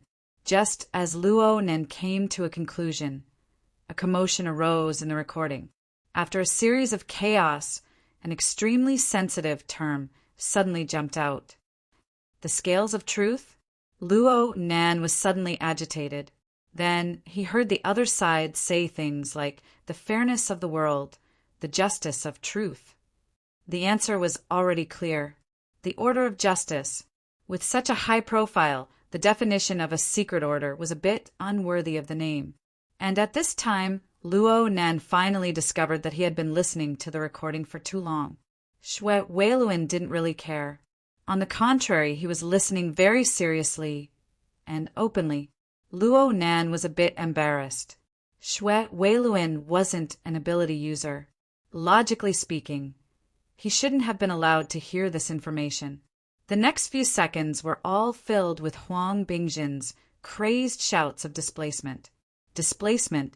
Luo Nan wanted to transfer it to his internal headphones and play it. But at this time, a sharp voice that had changed its tone due to fear suppressed everything. Spider. Spider? Luo Nan's thoughts had deviated a bit in an instant, but they were forcefully pulled back. The recording came to an abrupt end at this time. Luo Nan's expression turned very ugly. He immediately called Lu Tao, but no one picked up for a long time. Hu Huaying followed, and the same thing happened. Luo Nan couldn't stop while he was on the phone. He turned around and walked inside. Xue Weiluan's expression had changed a long time ago. He saw Luo Nan walk back and wanted to grab him, but his hand hesitated halfway. He didn't exert force and instead followed Luo Nan with large strides. I've been pretending to be a dead dog for several days. The main reason is that I'm busy to death in class. The pace of updates is a complete mess. I don't have the face to say much. Now that I'm busy with the project, I don't really want to become a dead dog, so I'll make my stance clear. During the double monthly vote period, the atmosphere of the event wasn't lively due to my actions of pretending to be dead. Even though I have the strong support of many friends, it's true that I didn't fulfill my obligations. How about this? No matter what the monthly vote results are, I will first recognize the 50 chapters of the monthly vote and add chapters. In other words, even if I don't reach 5,000 monthly votes, I will guarantee the 50 chapters of the monthly vote. Starting tomorrow, I will guarantee 3 chapters every day. I will gradually adjust it to 4 chapters. Of course, if fellow readers are willing to break through the 5,000 vote mark, I will accept it. I'm currently losing weight. Thank you. Chapter 186. Luo Nan quickly passed through the reception hall and headed in the direction of the VIP elevator. On the way, he used the hexayear to enter the special channel of the society regarding the human-faced arachnid and reported the situation. There were still many reports related to the human-faced arachnid in Xia City in the past week. But as one of the 4 psychics in Xia City, Luo Nan had special privileges within the society. He Yuan's call came in just as the report ended. Mr. Luo, I have already assigned people to rush over according to the location information you have shared. The nearest person can arrive in 5 minutes. Please stay put and avoid direct contact with the target as much as possible. I will arrive in around 30 minutes. I am confirming the level of the situation. Right now, it is still a guess and not an actual confirmation. Luo Nan had already learned a few specialized terms. He spoke one set after another. Your current physical condition is not suitable for this mission. Therefore, please ensure your own safety as your number 1 priority. I understand. I have a senior, special police officer by my side. Luo Nan had already entered the VIP elevator as he spoke. This time he did not have Bai Xinyan's temporary privileges, but there were no problems. It seemed that Frost River reality had increased the level of his account. It seemed that Hu Huaying's reputation was quite useful here. She had thought things through quite thoroughly. Luo Nan did not want to see anything happen to Hu Huaying. Xue Weiluan silently followed him into the elevator. His identity as a police officer gave him the authority to freely enter and exit the police area. The two locked gazes in the enclosed elevator. They wanted to speak, but the elevator had already stopped at the VIP floor before they could speak. The elevator door opened, and the first thing Luo Nan saw were the two guides with long hair and short hair. The two were baffled to see Luo Nan return. "Mr. Luo, did you forget to bring—" The two guides quickly saw the tall and sturdy officer, Xue, behind Luo Nan. They immediately knew that something was wrong and were speechless for a time. Luo Nan did not care about what they were thinking. He said directly, "Is Senior Hu and the others still in that room?" The two guides looked at each other and responded with some hesitation, "Mr. Hu and his friends are already downstairs." "Downstairs? I didn't see them." Luo Nan estimated that the incident happened at least 10 minutes ago. He was still at the guide desk in the lobby. If this chapter is not finished, please turn the page. However, that place wasn't far from the VIP elevator. With such a large group of drunkards passing by, he should have at least sensed it. They took another elevator that went straight to Area A. Area A? Luo Nan muttered to himself for a bit. Then he said, "Where's Huang Bingjin's room? Do you know this person?" "Mr. Huang?" From the looks of it, the guides knew who he was. "Mr. Huang didn't come to the VIP area today. What about Area A? Area A also has private rooms, right? Can you help me check?" The two guides had awkward expressions on their faces, especially when they saw the big guy behind Luo Nan. The two communicated for a bit, but they connected another call, asking Luo Nan to connect. "Hello, Mr. Luo, I'm Yin Lu." "Manager Yin?" Luo Nan didn't think that the two guides would directly invite her out, but this was within reason. Thinking about Yin Li's special identity, he couldn't help but consider two more layers. Yin Li's attitude was very calm. "I'm at Sky Capital Water Village right now. I don't understand the situation over there. Could Mr. Luo explain it to me?" Luo Nan was speechless for a time. Was he going to say, "I discovered traces of the Order of Justice and the human-faced arachnid in your territory, and your Blood Flame Order needs to cooperate and find them"? The Blood Flame Order and the Order of Justice looked different, but Luo Nan had observed the Blood Flame Order from the perspective of the Wraith sign for a week. He couldn't help but feel a bit of a headache. Yin Lu didn't receive an immediate response from him, but she wasn't impatient. She spoke in a leisurely manner. "If Mr. Luo has any urgent questions, our store has a professional team that specializes in dealing with troublesome matters. Mr. Luo can inform us of the relevant situation. I believe that we will be able to deal with it appropriately." Luo Nan knew that Yin Lu wanted to deal with him. Right when he was pondering how to speak, Officer Xue pressed down on his arm and inserted himself into the call. "Hello, Manager Yin. I'm Captain Xue Weiluan of the Special Police Brigade directly under the Xia City Police Department. My police number and relevant proof can be sent to you via the internet. Our department is currently dealing with a vicious conflict that occurred in your territory. We suspect that this incident is related to the guest with the surname Huang. We hope that you can cooperate with the police and open up the relevant authority to facilitate the police's emergency response. Thank you for your cooperation." It was rare for Xue Weiluan to speak such a long sentence in a single breath. The unyielding will within his words was clear and discernible. "This chapter is not finished. Please turn the page." Xue Weiluan was clearly silent for a moment before he responded, "We fully support the work of the police." The call was then hung up. Luo Nan understood that he had thoroughly offended Yin Lu this time. However, he approved of Xue Weiluan's swift and decisive approach. The two didn't delay any longer. They followed the instructions of the two guides and took a direct elevator to enter Area A, where the luxury room was located.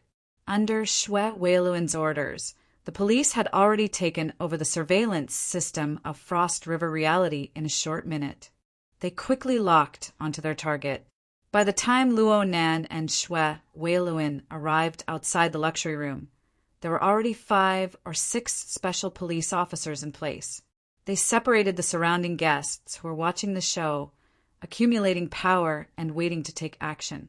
They could break down the door at any time.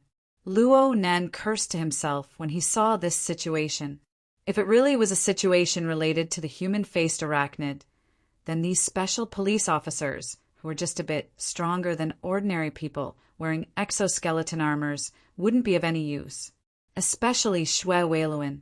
How could Luo Nan watch as Xue Lei's father faced danger in front of him? Luo Nan's body unconsciously squeezed forward, but he was stopped by Xue Weiluan. Then a special police officer forcefully pressed Luo Nan outside the control line.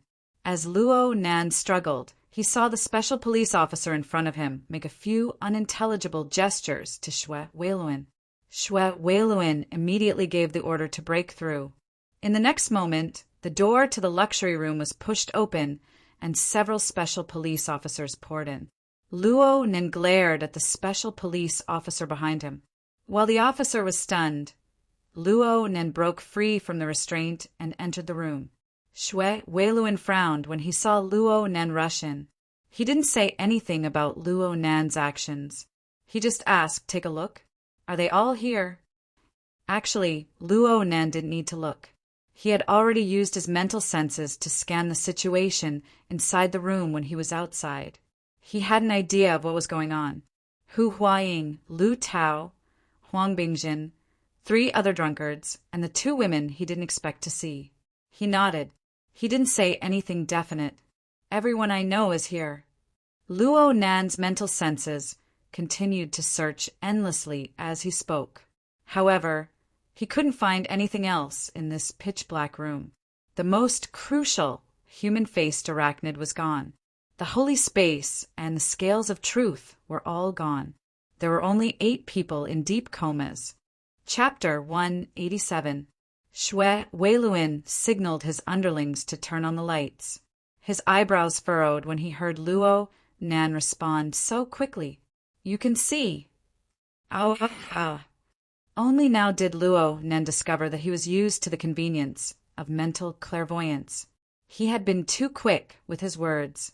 He had actually answered Xue Weiluan's question with the lights in the operating area completely out. It must be known that these special police officers were all equipped with tactical helmets with night vision capabilities. Luo Nan had no equipment on him at all. "My eyesight is pretty good. Cough, cough." Luo Nan's face was slightly hot. He just so happened to feel the urge to cough. So he took the opportunity to forcefully thicken his skin and forcefully evade this question. But this also gave him a few hints. "Uncle Xue, the operating area's lights were turned off. There's a high chance that the projector was turned on. Did you see it when you came in?" "No." Xue Weiluan gave a simple response, but he felt that it was rather absurd. This 15 or 16-year-old kid was acting far too calm. He was simply pouring baskets of groundless suspicion onto his own head. But this kid didn't look stupid. This veteran special police officer, who was over 50 years old, couldn't help but feel a bit emotional. Youngsters these days are much more capable than we were back in the day. His words contained a bit of a warning. In the end, he couldn't avoid his own son. Plus, Luo Nan's behavior from the beginning until now didn't arouse any ill will from him. At the very least, Luo Nan wasn't a hopeless wastrel. Luo Nan didn't pay attention to Xue Weiluan's good intentions. His mental senses covered the entire luxurious room, constantly gathering information. Of course, he also paid attention to Hu Huaying and the other unconscious people. First, he confirmed that their lives weren't in danger. However, their current state was indeed quite odd. Under the illumination of the lights that had just been turned on, 2 women could be seen in disheveled clothing among the 8 people, but they were quite far away, practically at the edge of the operating area. In the center, 6 big men were squeezed together. Huang Bingjin was completely naked from head to toe. Hu Huaying, Lu Tao, and the others were currently surrounding him in the middle. Their arms and legs were still entangled with each other. Combined with the recording, one could roughly guess that Hu Huaying and the others had Huang Bingjin, who had overdosed on drugs, under control at the time of the incident. But because of a sudden incident, everyone collapsed in a short amount of time. Most of them had more or less expressions of fear on their faces. They didn't stop even though they were unconscious. It was as if they had fallen into a nightmare. The only exception was Huang Bingjin. This guy. If this chapter is not finished, please turn the page. His face was buried in the crowd. Others couldn't see him clearly, but he couldn't hide from Luo Nan, who relied on his mental senses. It could be seen that Huang Bingjin's expression was very relaxed, as if he was sleeping normally. Was this a symptom of taking too much drugs? Luo Nan increased the precision of his mental senses appropriately. He observed the breathing, the pulse, the twitching of the eyelids, and other external indicators. He had some faint guesses in his mind, but he wasn't 100% certain. He had to go forward and take a closer look. Officer Shui stretched out his arm to stop him. Don't destroy the scene. Wait for the investigators. Luo Nan tried to play dumb. Uncle Shui, aren't you guys the same? We are the special police. We only care about the operation. Oh, but are they all right? I've already called an ambulance. I'll also do a drug test. Luo Nan was a bit helpless. It looked like this Uncle Shui had equated him with psychotropic drugs. He couldn't blame Uncle Shui for thinking this way. Not to mention Huang Bingjin, who was buried in the crowd. The two scantily clad girls clearly showed signs of taking too much drugs. Then again, the appearance of the two girls made Luo Nan even more certain of his previous judgment. This was the natural reaction of taking too much drugs. Huang Bingjin was like this. There was a problem no matter how he looked at it, and it was a very familiar problem. A shallow and serene coma. Luo Nan was the one who encountered this problem last time. Luo Nan muttered to himself for a moment. Then he suddenly complained to Shui Weiluan. Uncle, this is the person in the middle. He had a conflict with us over an hour ago. Wait for the people from the Public Security Department to come before you say that. Shui Weiluan grunted, but then he asked a question. Aren't they your friends? There's only one that counts as a friend. Luo Nan pointed at Hu Huaying's position. Then he tilted his finger and pointed at the middle position.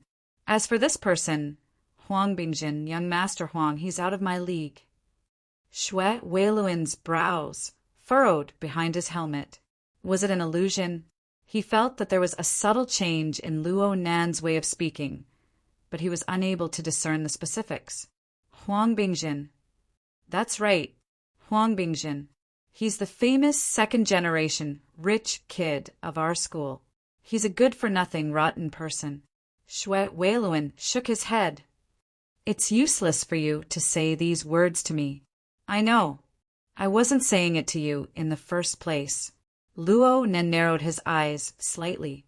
The two words, Huang Bingjin, that came out of his mouth were fine on the material plane. The sound waves did not travel more than a few meters in the air before they began to dissipate. But this chapter has yet to end. Please turn the page. However, the corresponding information was under Luo Nan's intentional control. It was urged by his soul strength to rapidly spread out on the mental plane. In the blink of an eye, it exceeded the range of his senses. He had learned this technique from Mo Luen of the Blood Flame Order a few days ago. Mo Luen had used this method to summon the human-faced arachnid from a long distance. In terms of subtlety and concealment, Mo Luen was 100 times stronger than the current Luo Nan. But at this very moment, Luo Nan did not know what concealment was. He wanted this sort of diffuse effect. Now he just needed to see how the response was.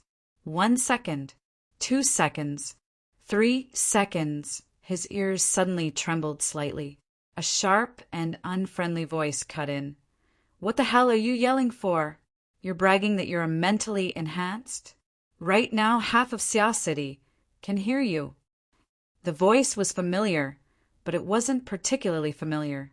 Luo Nan was stunned for a moment before realizing that the other party was speaking through the Hexa-Ear's psychic wave network. Luo Nan's mind shifted a bit, and he saw an encrypted channel specially set up for this operation. A cat's eye avatar had just lit up, announcing his arrival. Luo Nan finally matched his memories. Due to some reason, he had some inexplicable and bizarre thoughts. He only responded after 2 seconds had passed. Cat's eye? Luo Nan's mind suddenly stirred before his voice fell. There was a clear and powerful reaction. It charged into the range of his senses in an extremely crude manner. How far could a distance of 10 meters be? In the blink of an eye, an incorporeal shadow seeped in from the other side of the room's wall. Luo Nan was facing Xue Weiluan directly at this time.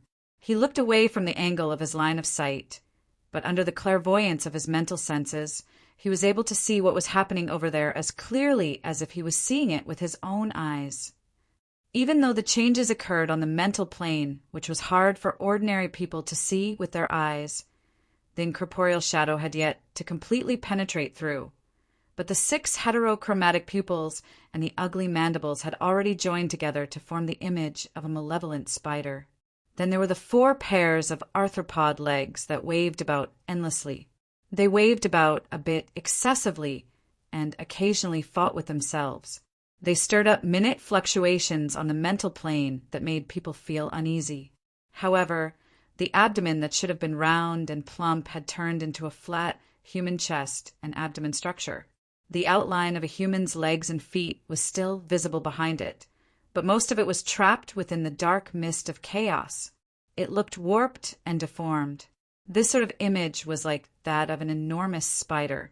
Half of its body had merged into the back of a human. Its heavy weight had crushed the human spine, turning an ordinary person into a crooked and mutated monster. Human-faced arachnid. At least that was what it looked like on the surface. Chapter 188. Luo Nan's heart thumped twice as he watched the human-faced arachnid charge in. He was truly a bit flabbergasted. He had used his soul power to greet Huang Bingjin, but what he wanted to summon was only Huang Bingjin, whose soul seemed to have left his body. After all, the current Huang Bingjin was almost exactly the same as when he was in a light coma, but his soul had actually left his body. He guessed that Huang Bingjin had obtained the power to leave his body through special means such as the Order of Justice's holy space or holy substitution. From Luo Nan's experience, this was the first time he left his body.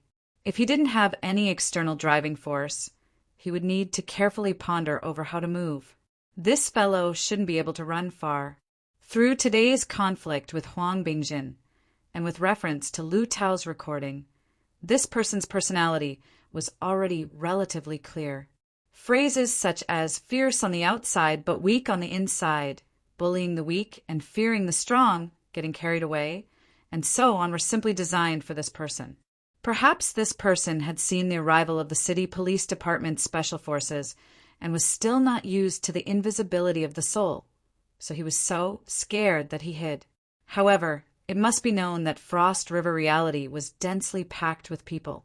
As long as Huang Bingjin was not an idiot, he would certainly be able to quickly discover the wonders of the out-of-body state. His self-confidence should have swelled.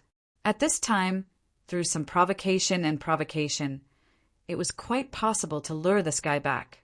The course of events was very similar to Luo Nan's reasoning, but the degree of danger was on a completely different order of magnitude. Luo Nan entered the highest state of alert in an instant. He followed the principles set by the society and tossed out the words, "The human-faced arachnid has appeared. Draw close to me into the encrypted channel." He couldn't care less about the pressure his soul strength exerted on his body. The heavily chained crow swung out and coiled around his body, preparing for a fierce battle. "What's wrong?" Xue Weiluan asked. The human-faced arachnid and the heavily chained crow were existences on the mental plane. Xue Weiluan was unable to see them. However, Luo Nan's suddenly tense body language could not be hidden from him. Luo Nan turned his head at this time to face the empty right wall. His expression was grim, as if a storm was brewing. Luo Nan was reminded by Xue Weiluan. He thought of the special forces in the room and cursed to himself, "Oh no!" He didn't care about arousing suspicion. He raised his voice and shouted, "There's something wrong with the room. Get out!" As he spoke, Luo Nan ignored the enormous difference in their sizes. He forcefully reached out to grab Xue Weiluan's arm, which was wrapped in metal armor. He wanted to pull Xue Weiluan outside. But if this chapter is not finished, please turn the page. It didn't budge at all. Whether it was Xue Weiluan or his subordinates, they were all confused by Luo Nan's crazy reaction. They didn't react in the first instance. And at this time, the human-faced arachnid that had completely penetrated through the wall was already within reach. Sure enough, this fellow had made Luo Nan his #1 target. Its 6 corporeal eyes locked onto Luo Nan's position. It was like a raging bull as it charged over. Its 8 legs looked as sharp as blades as they streaked through the air, slicing at Luo Nan's face. Practically all of Luo Nan's energy was focused on defending against the siege hammer that could strike at any time when he faced the human-faced arachnid. He actually forgot to move when facing this attack that completely exceeded his imagination. Idiot! A figure that was as robust as a female leopard forced its way through the entrance of the private room. She pierced in between 2 majestic special police officers. Her speed increased once more, and she leaped several meters in a single leap. She actually forcefully knocked Luo Nan flying in the moment of imminent peril, narrowly avoiding the sharp edge of the long limbs. However, Luo Nan's eyes were about to split open when he was thrown away. This was because his mental senses had captured everything clearly. The sharp long limbs didn't cut through Luo Nan. Instead, they took advantage of the situation and pierced through Xue Weiluan's chest. They cut through the bottom of the tactical helmet and came out from the top of the right side of Xue Weiluan's skull. Luo Nan fell to the ground at this time. His entire spine was numb from the collision. He slid back 2 to 3 meters and only stopped when he reached the edge of the operating area. He nearly lost his breath, but he climbed up with all his might. "Uncle Xue!" Whether it was the naked eye or the clairvoyance of his mental senses, Xue Weiluan was still standing there perfectly fine. His helmet's visor was facing Luo Nan's position. He looked a bit stiff, but this was because of the absurd scene before his eyes. Nothing had happened to Xue Weiluan himself. As for the human-faced arachnid that had executed the raging bull charge and the blade cleave, it was unable to stop in time. It charged straight to the edge of the room before turning its body around. It looked at the results of its own battle, looking a bit stupefied. Luo Nan sat on the ground and blinked his eyes. His mind was a bit stupefied for a time. Cat Eyes wore baggy camouflage pants and a flat-brimmed hat on her head, not too far away from him. She looked like she had just come down from a street dance. She did a graceful roll and stood up, but she was stupefied for a time when faced with the current situation. You guys, it was as if Xue Weiluan was watching an absurd play. But in that instant, the female street dancer before his eyes appeared. This chapter has yet to end. Please turn the page. He absolutely didn't dare to treat her lightly due to her astonishing skills. Most of the special police officers inside and outside the room came back to their senses at this time. They pulled out their guns one after another and pointed at the female street dancer who had suddenly barged in. Some even pointed at Luo Nan. This was the only threat they could feel. "Put your guns away." Xue Weiluan gave the order and then asked, "Luo Nan, what the hell are you guys doing?" Luo Nan didn't know how to explain for a time. His gaze shifted to the edge of the room where the human-faced arachnid was. His mental senses firmly locked onto the adversary. After a few probing attempts, he couldn't help but scratch his head. Looking at the aggressive appearance of the human-faced arachnid, Luo Nan practically believed that it was a tall and long human-faced arachnid. It had already materialized from incorporeal, cut into the material plane, and wanted to behead him directly. But reality proved that this wasn't the case. The power level of this human-faced arachnid was actually quite ordinary. It couldn't even compare to the burning wraith that Luo Nen had first encountered on the warship. Then, in the end, just how stupid would it be to abandon its most advantageous ability and attempt to use its incorporeal form to break through the material plane and use physical attacks to solve its problems? In reality, this fellow had always been trying to interfere with the material plane from the mental plane up until now. It was like an inflated balloon that was forcefully pressed down into the water. Other than making it more eye-catching, this way of doing things had no other effect. Luo Nen finally understood why the image of this human-faced arachnid was so clear. This fellow had placed the majority of its power in this fellow had placed most of its power on the mental interfering with the material plane. The closer the human-faced arachnid was to the material plane, the higher the probability of it being sensed by others. Cat Eyes had been unable to see the human-faced arachnid during their last operation. But when she performed the rescue just now, her judgment of its position and timing proved that she could already do it. This change had nothing to do with whether or not her abilities had improved. It was only related to the difference in her goals. The human-faced arachnid before her was clearly different from its own kind. The lighting in the room suddenly brightened right as Luo Nan was thinking. The projector in the operating area activated automatically without anyone controlling it. It projected a multicolored wave of light into this area. Chapter 189. There seemed to be some problems with the projector. The light it projected did not display a concrete image. Instead, it was like a mottled haze of light that covered the operating area. It also enveloped Luo Nan, Cat Eyes, Shueweluan, and 6 other people, as well as the 8 unconscious bodies. The sudden change in lighting attracted everyone's gazes. But the one who made the most intense reaction was the stupid, crying, human-faced arachnid. As soon as the light rays interweaved, it charged forward again. This time, it didn't target anyone, but directly charged into the spreading light fog. Then, it hid itself in the colorful light. There was no doubt that this projected haze was a cover for the human-faced arachnid. Cat Eyes softly cried out, "Oh no!" To an ability user like her, who lived off of perception, locking onto a target was the greatest source of security. She had been extremely stifled during the human-faced arachnid hunting operation last time. Now that she had made progress with great difficulty, how could she have imagined that all her previous efforts would go to waste? But in the end, Cat Eyes was an awakened with rich experience.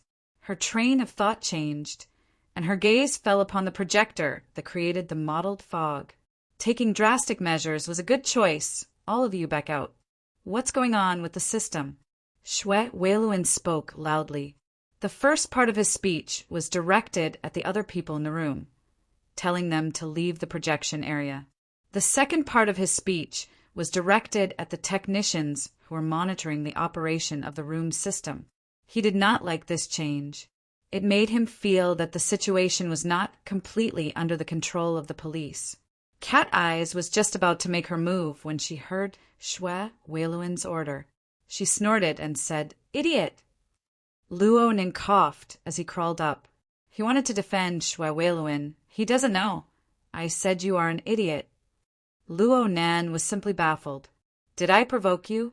However, on second thought, it was possible. It must be known that this person had left an image in the format pyramid. Even those on the student level could not be considered true believers.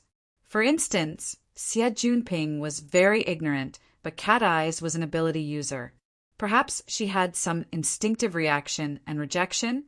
Luo Nen looked through Cat Eyes once more. Under the multicolored rays of light, the flirtatious dancer in his impression was dressed in street dance fashion. She wore a hat askew. She looked quite a bit younger than her overly mature appearance from that night. She looked a bit more handsome. If it wasn't for Hexa-Ear's advance confirmation, he wouldn't have dared to greet him if they passed each other on the street. But during the operation, if this chapter is not finished, Please turn the page. Some words were better, said openly. How am I stupid? Cat Eyes responded with a sneer when faced with Luo Nan's straightforward attitude. Mr. Psychic, where do you have the authority to command this operation? Where is the ability to act? Was it fun to pretend to be an innocent citizen here? You're just going to bring in a bunch of burdens and then hand over the leadership to someone else? Fighting each other? Her words hit the nail on the head. Luo Nan was left speechless. In fact, this was one of the major taboos that Yuan had pointed out during the last operation. He was doing the same now, maybe even worse. Those who had participated in the previous operation had at least known the target. But now, Xue Weiluan and the Special Forces were still in the dark. Do you even have the slightest awareness of being an ability user? At the very least, a sense of superiority is fine. Cat Eyes wasn't admonishing him. Rather, she was ridiculing him. However, the effect was more or less the same. Luo Nan spread his hands, not knowing how to respond for a time. You too, what are you still doing inside? Xue Weiluan walked over with large strides. He was very dissatisfied with the two people whispering to each other within the mist of light. Of course, he was puzzled by the inconsistency of logic. He took out the most straightforward and efficient attitude towards this. I don't care what path you two have. You two must cooperate when facing the police. Luo Nan, explain to me. What kind of monkey show were you playing just now? This sort of attitude was like that of an organ of authority, but it also had the style of an elder. It had to be said that the effect was extremely good for a young man like Luo Nan. If he had been the only one here, his brain would have exploded just trying to think of words to say. Fortunately, he had Cat Eyes with him. Luo Nan pushed the woman to the side out without hesitation. It's time to display the superiority of an ability user. Cat Eyes didn't refuse. At least this old man is much smarter than you. The two left the range of the mist of light at the same time. Then Cat Eyes took the initiative to meet Xue Weiluan and start negotiating. Luo Nan didn't care about the results of the negotiation. He thought that Cat Eyes, a veteran ability user, shouldn't be unable to resolve the issue. Right now, all of his energy was placed in the area covered by the projection mist of light. When all was said and done, technical work suited him better. Cat Eyes viewed this area covered by the mist of light as the most dangerous area. This was because she didn't know where the invisible, human-faced arachnid would suddenly appear from. However, Luo Nan's view was different. Ever since the appearance of the human-faced arachnid, Luo Nan had always been on guard. Please turn the page if this chapter is not finished. Luo Nan locked onto its position. It didn't matter if it was inside or outside the mist of light. There was no difference. If there was a difference, it was probably that it was clearer. The projection mist of light obscured the line of sight in the eyes of others, but it presented itself in a completely different way on Luo Nan's side. Chaos and ripples could only be said to be a lack of understanding towards the fundamental operation of energy and information. The projection mist possessed a specific form of light. Of course, it also belonged to the category of energy and information. Moreover, it was an extremely intuitive kind. Because of this, Luo Nan's mental senses allowed him to see the structure and layout inside. It was as if he was looking at the lines on his palm. Even the finest hair could be seen clearly. It's another Tower of Babel type structure. It's more precise than the tactical helmet's chipset, but it's still quite a distance away from the perfect layout of the dynamo core. Luo Nan used a picky attitude to make a judgment towards the structure level of the projection mist. It could be said that Luo Nan's entire body relaxed when the projection mist of light enveloped him. If this wasn't the case, how would he have the leisure to discuss the topic of idiots with Cat Eyes? The problem was that the party that created the projection couldn't see Luo Nan's thoughts. They had released such a structure for a special and crucial purpose. Luo Nan could see it clearly. When the human-faced arachnid crashed into it, the structure of energy and information of the two were like gears meshing together. A vehicle entered the rails, realizing an extremely perfect fit. It followed the mold of the projection mist and began to correct the deviation. The human-faced arachnid's structural information, which had been a bit chaotic before, was affected by this and unexpectedly became clear. Luo Nan could see that the direction of the operation of energy and information was rapidly pulling apart from the material plane.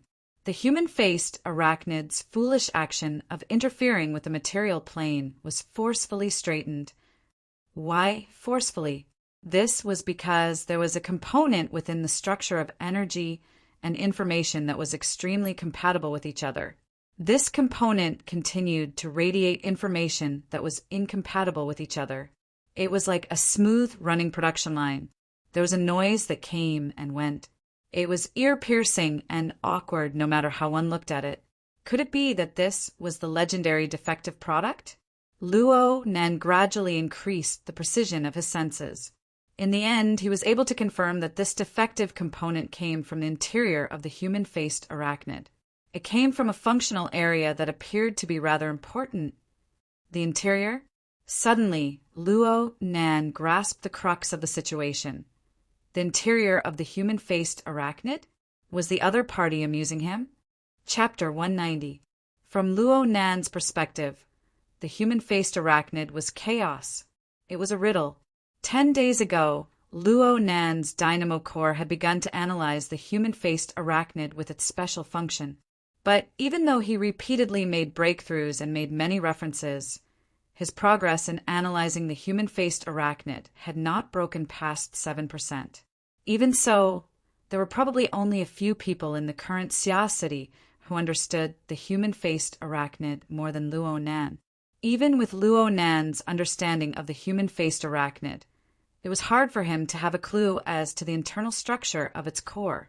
The closest they ever came was when the Blood Flame Order's human-faced arachnid and the Wraith Sign devoured each other. At the time, Luo Nan believed that he had seen the marvels of the internal structure of the human-faced arachnid. But it was later proven that it was nothing more than a mold that the Blood Flame Order's Blood Soul Temple had projected into the human-faced arachnid. It was a preparation for the Order's sacrificial artifact.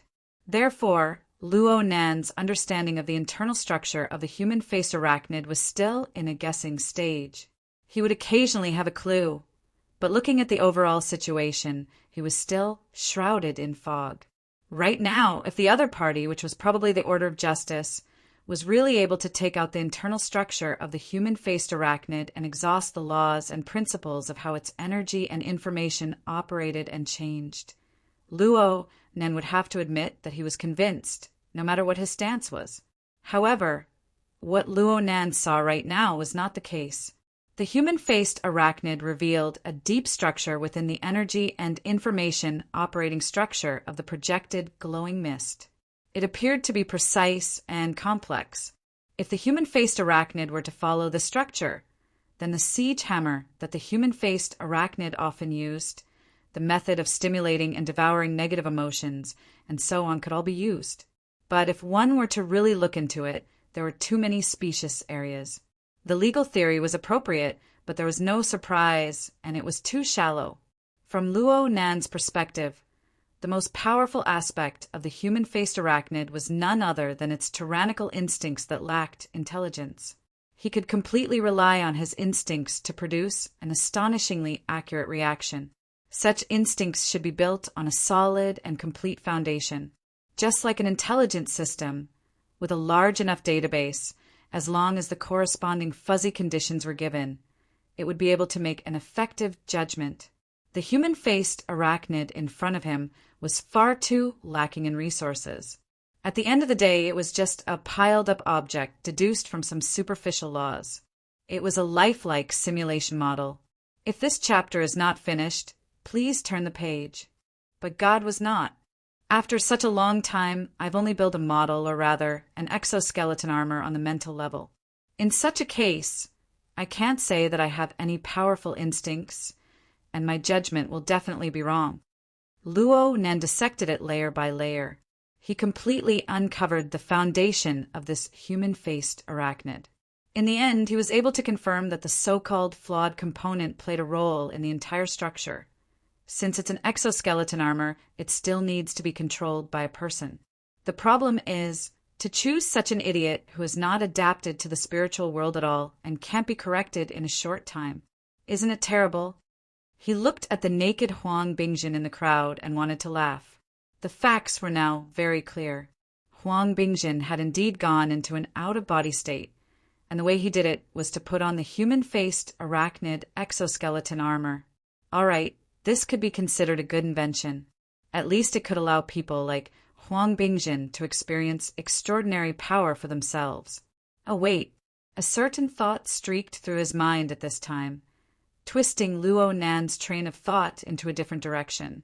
No matter how bad the structure is, it still possesses the ability to shuttle back and forth on the mental plane. And as long as there are the corresponding materials and methods, it can certainly be mass-produced. For someone like Huang Bingjin, just being able to obtain a 10,000th of the human-faced arachnid's power is enough for him to come and go as he pleases. For an ordinary person who lacks extraordinary power and talent, this is an enormous temptation. Luo Nan looked at the human-faced arachnid model once more as his thoughts reached this point. He looked at the flawed component that contained Huang Bingjin's soul. The expression in his eyes suddenly changed. Could this be the secret of the secret order's divine manifestation? Many thoughts spun in his mind in succession. Luo Nan was a bit spellbound. And at this time, a group of people entered through the entrance of the luxurious room. They were all wearing police uniforms, but they weren't equipped with exoskeleton armor. Luo Nan's eyebrows involuntarily furrowed when he saw this group of people rush in. He swept a glance through the peephole. That person's negotiations didn't seem to have any effect. Right now, a human-faced arachnid was being corrected in this room. This matter involved the ability, user society, the secret order, and a series of extraordinary powers. It was fine if this group of people came late, but weren't they just causing trouble by coming in now? The leader of the group of police officers had a medium build and a lean physique. This chapter is not finished. Please turn the page, he shouted as soon as he entered. Old Shui, not only can your special police force solve cases, you can also find cases. You're quite capable. It looked like they came with bad intentions, but Shui Weiluan really couldn't say anything. This was because these people were the public security police who should appear at the scene of a case. Their special police force's actions just now were indeed suspicious of exceeding their authority. Moreover, the person who came was the chief of the East Prefecture Subbureau. Frost River Reality was under his jurisdiction. He could only be more cautious about this matter. Guiju, the matter just now was sudden. I just reported it to you at the last minute. Please don't blame me. Shui Weiluan would certainly give him face, but right now he needed to take care of the most important problem first. His gaze cut to Cat Eyes, who had just finished negotiating. He swept his gaze over Luo Nan's face with complicated thoughts. He finally made up his mind.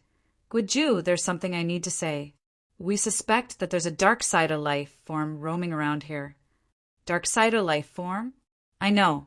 Someone has already reported it. Guiju's attitude was very calm.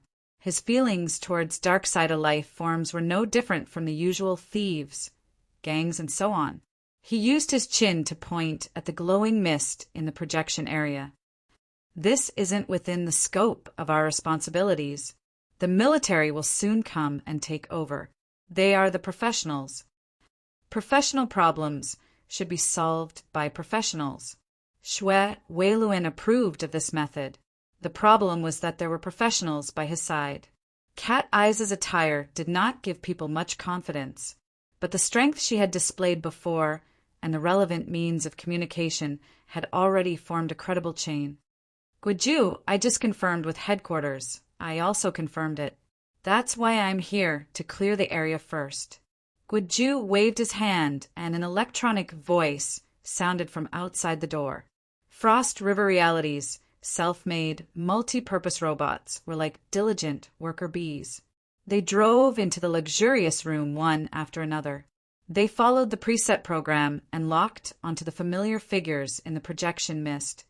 The order I received was to first ensure that the innocent masses are not affected. Those who need to be sent to the hospital should be sent there. This is to avoid long nights and dreams. Even if there aren't any symptoms, they will still get sick. Oh right, old Shui, you can withdraw now. The night has been tough enough. Everyone don't wait. I'll update tomorrow morning. Chapter 191. Shui Weiluan watched as the multi-purpose robots unfurled stretchers and entered the scene one after another. Behind the visor, Shui Weiluan narrowed his eyes. What should we do with the scene? The technicians have already taken photos and recorded them. Moreover, the mutants have responded to the third level. The dark side of life form is lurking, and the military is about to enter the scene. Where would we have the space to investigate this case? Has the ambulance arrived yet? All of them are to be transported out. Unrelated personnel, please leave. Guiju replied with a few simple sentences before giving out an order. Immediately, the multi-purpose robot drove into the operating area and moved the unconscious body. Among them, 2 were in charge of tidying up the scene. They separated the stacked bodies and moved them onto stretchers. The rest of them were in an assembly line, sending the unconscious Hu Huaying and the others away one after another. Several special police officers looked at Shui Weiluan. Shui Weiluan indicated for his subordinates to leave the room first. No matter what was said, if it really was a dark side of life form hiding, then these special police officers wouldn't be of much use. Shui Weiluan hadn't moved, so Guiju had directly cleared the area. Logically speaking, it made sense. However, the timing was very delicate, and the way he did it was too suspicious. The so-called clearing of the area meant that other than moving the unconscious bodies away, everyone else present was also on the list. The special forces retreated from the room, leaving only Luo Nan and Cat Eyes. Neither of them moved. Luo Nan was a bit distracted at first, but Guiju and the robots entered the scene one after another. The projected glowing mist changed accordingly, drawing Luo Nan over once more. He stared at the projected glowing mist with a focused expression.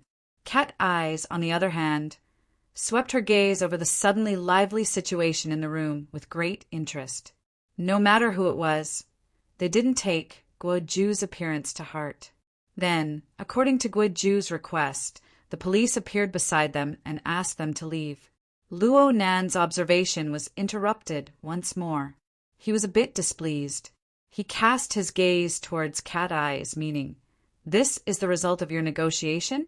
Cat Eyes raised her middle finger at him. "Your nature has changed a long time ago, okay? You've seen the society's recent announcements. Right now, the problem with the human-faced arachnid is no longer hunting dark side of life forms. Instead, it's fighting against certain orders." "Oh, stay away a bit." She casually pushed aside the innocent and ignorant police officer beside her and walked over to Luo Nan. On this side, the police officer responsible for clearing the scene saw that Luo Nan was still a half-grown child, so he didn't do anything ruthless. He just wanted to grab Luo Nan's shoulder and drag this strange kid with drifting eyes out. The moment Cat Eyes arrived, he staggered a few steps back and bumped into his colleague. Luo Nan didn't pay attention to the situation around him. He spoke to Cat Eye's order. "If this chapter is not finished, please turn the page." Yes, he wholeheartedly agreed.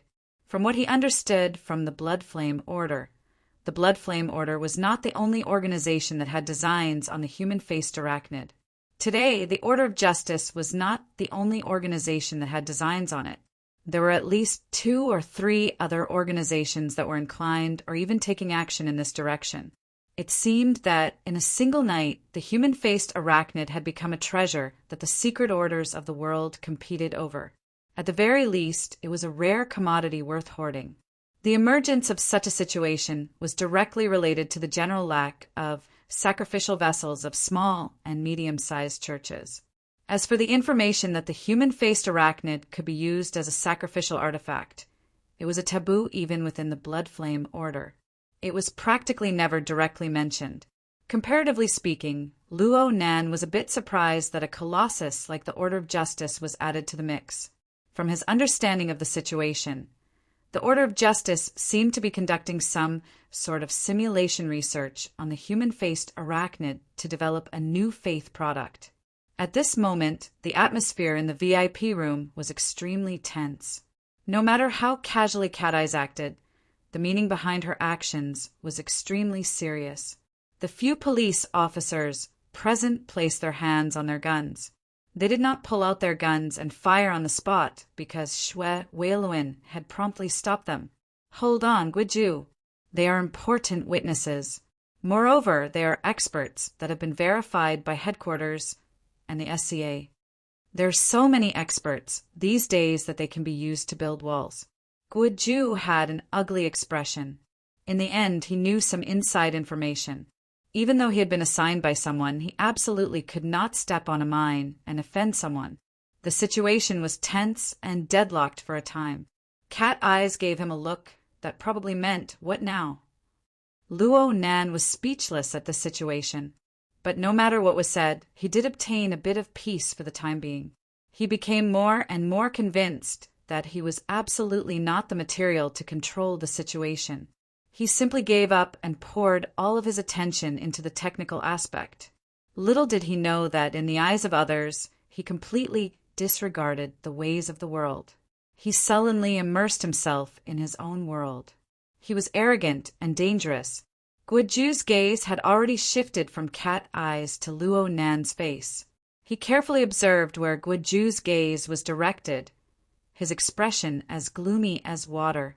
At this time, Luo Nan's gaze was locked onto a multi-purpose robot within the room. It was in charge of carrying people together with another robot companion. After entering the room, it circled back and forth in the operating area, dutifully fulfilling its duty. Luo Nan didn't have any objections to the robot itself.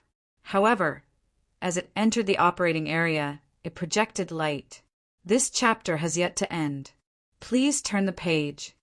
Within the mist, the originally stable operating structure of energy and information began to undergo a change. Large amounts of energy flow and information flow rapidly leaked downwards, pouring into an unremarkable external module on the robot's body. Even Cat Eyes, with her astonishing psychic senses, would find it hard to detect this sort of transfer of energy and information, let alone the average person. Only Cat Eyes was unable to hide it from Luo Nan. This was an eye-opener for him. This method took the existence of the mental plane and completely transformed it into energy and information. Then it was downloaded into a special storage device. It looked inconceivable, but the train of thought was actually clear. It was a reversal of the structure and function of the Tower of Babel. The subtleties within were truly worthy of proper research. Guiju, who had been hidden all this time, suddenly jumped out to clear the area and drive people away. His intentions were very clear. Was this the rhythm of the prototype beginning to be recycled after field testing? Luo Nan did not stop this process. He still wanted to observe. This was because he knew very well that there was a node that could not be bypassed. The human-faced arachnid exoskeleton armor could be restored, downloaded, and stored, but the human soul absolutely could not. As the relevant structure was restored layer by layer, it was transformed into pure energy and information that was transmitted into the storage device. The flawed component that was originally hidden deep within the human-faced arachnid exoskeleton armor was inevitably exposed. A blurry mass of smoke suddenly separated itself from the operating structure of energy and information, which only had a skeleton left. It first condensed into a ball, carrying a bit of light that could only appear on the mental plane. It paused in the air for a moment before hurriedly charging toward Huang Bingjin's body, who was about to be transported away. The timing was quite good. Luo Nan knew that this was Huang Bingjin's soul. It seemed to be wrapped in a special layer of protection, avoiding the tragedy of a plane crash. The Order of Justice's product of faith was quite human-like in design. Luo Nen had no intention of interfering. He just observed with interest. However, accidents always happened. Huang Bingjin's tiny soul, which had separated itself from the mysterious, human-faced arachnid exoskeleton armor, made a habitual mistake. He was too close to the material plane. Originally, this wasn't a big deal. As long as he touched the range of his fleshly body, his soul and flesh would become one, and everything would be fine. But right now, there was also Cat Eyes in the room besides Luo Nan. Cat Eyes suddenly discovered a suspicious target. Her mental senses instantly cut over, locking onto and scanning. This was a very normal reaction, but it was like a whip heavily lashing down on Huang Bingjin's fragile soul structure. Chapter 192. Cat Eyes excelled in long-range perception. It was a type of mental sensing. Her all-encompassing perception could cover a radius of 50 to 70 meters. But it was different from Luo Nan's clairvoyance. The level of her senses was mainly concentrated in the area where the mental and the material interfered with each other. The depth of her senses on the mental plane wasn't enough. It was very difficult for her to reach the human-faced arachnid, an object that was far from the material plane and hidden extremely deeply. But within the inherent level of perception, Cat Eye's perception accuracy was extremely high and its penetrative power was strong. It was like a high-powered active radar that covered the surrounding area. Huang Bingjin couldn't take it anymore because the power output was too high. What the hell? Cat Eye's reaction was fast. She quickly realized that something was wrong and withdrew her mental senses. Fortunately, he controlled it well and didn't burn Huang Bingjin along with the outer protective shell. However, it wasn't easy to completely withdraw this kind of spiritual attack that could be launched with just a thought. On the spiritual level, Huang Bingjin immediately let out a miserable howl. Outside of his fragile soul, the protective shell trembled twice, as if its structure was damaged, but at least it didn't break. If this brother was really smart, he would take this opportunity to quickly slip back into his own body. However, today was destined to be a busy day. Huang Bingjin, after all, had not been through any great storms, nor was he familiar with the workings of the mental plane. When he was attacked, he stood there dumbfounded, not knowing when to advance or retreat. That miserable howl had traveled a certain distance on the mental plane, so it was more or less a signal. As Luo Nan and Cat Eyes looked at each other, a storm suddenly rose on the mental plane. Tyrannical mental senses cut in from a distance. The first thing it broke through was the 70-meter radius of Cat Eyes' all-encompassing perception. The powerful pressure caused Cat Eyes' expression to suddenly change. The other party's mental attack came crashing down as though it was unstoppable. Even if Cat Eyes excelled in perception, a confrontation on the mental plane wasn't her forte. She wouldn't truly meet force with force, but her forceful actions still expressed her clear stance. In an instant, the opponent's mental senses had already broken into the luxurious private room.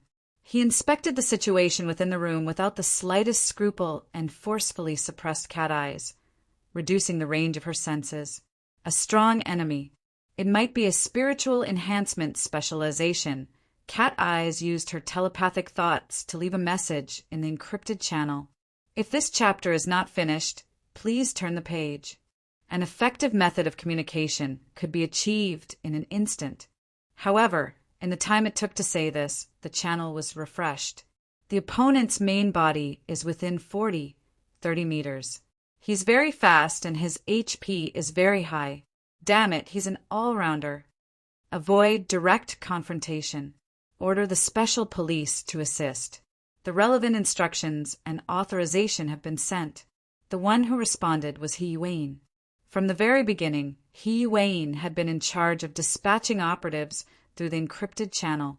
Though Luo Nen didn't listen to her advice and still got involved in the situation, she made corresponding adjustments all this time. She utilized the nearby resources to the greatest extent, increasing the safety factor. Cat Eyes obviously knew that this was a very good idea. The problem was that she wanted to stop, but the other party was unwilling to let her go. It was unknown which sensitive nerve Huang Bingjin's miserable howl had triggered, but after scanning the entire VIP room, his spiritual senses instantly turned into an attack. Like waves, he truly brought out the power of an attack. The problem was that if he did that, the first person to suffer would be none other than Huang Bingjin. He was nearly unable to withstand the mental senses that Cat Eyes had unintentionally released earlier. Right now, the mental attack from the other party was like a raging storm that came pressing over. This was a calamity for Huang Bingjin. His defense was already very weak. It was like a bubble instantly collapsing. No matter how stupid Huang Bingjin was, he knew that he had entered a desperate situation. He immediately let out another miserable howl. However, it was useless. The bubble of defense collapsed, and a wisp of smoke diffused. At first, Huang Bingjin's appearance was barely visible, but he lost his shape in an instant. He swayed and dispersed. Luo Nen knew that this was the result of his out-of-body state. His structure wasn't tough enough, and he was too close to the material plane. He was blown apart by the mutual interference between the mental and the material. Huang Bingjin was an ordinary person. He didn't have any mental cultivation at all. His soul wasn't even in shape, and he had lost his protective shell. He didn't have any ability to survive at all, let alone the howling storm in the outside world. The environment on the mental plane was vile to the extreme, and at this time the person who came because of Huang Bingjin's miserable howl had no intention of stopping.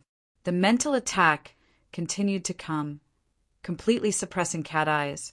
Cat Eyes' range of senses shrunk again and again until she was forced into the VIP room. She lost all perception of the outside world. Damn it! Cat Eyes was so angry that she gritted her teeth. This chapter is not over. Please turn the page. The mental attack was her bitter hand.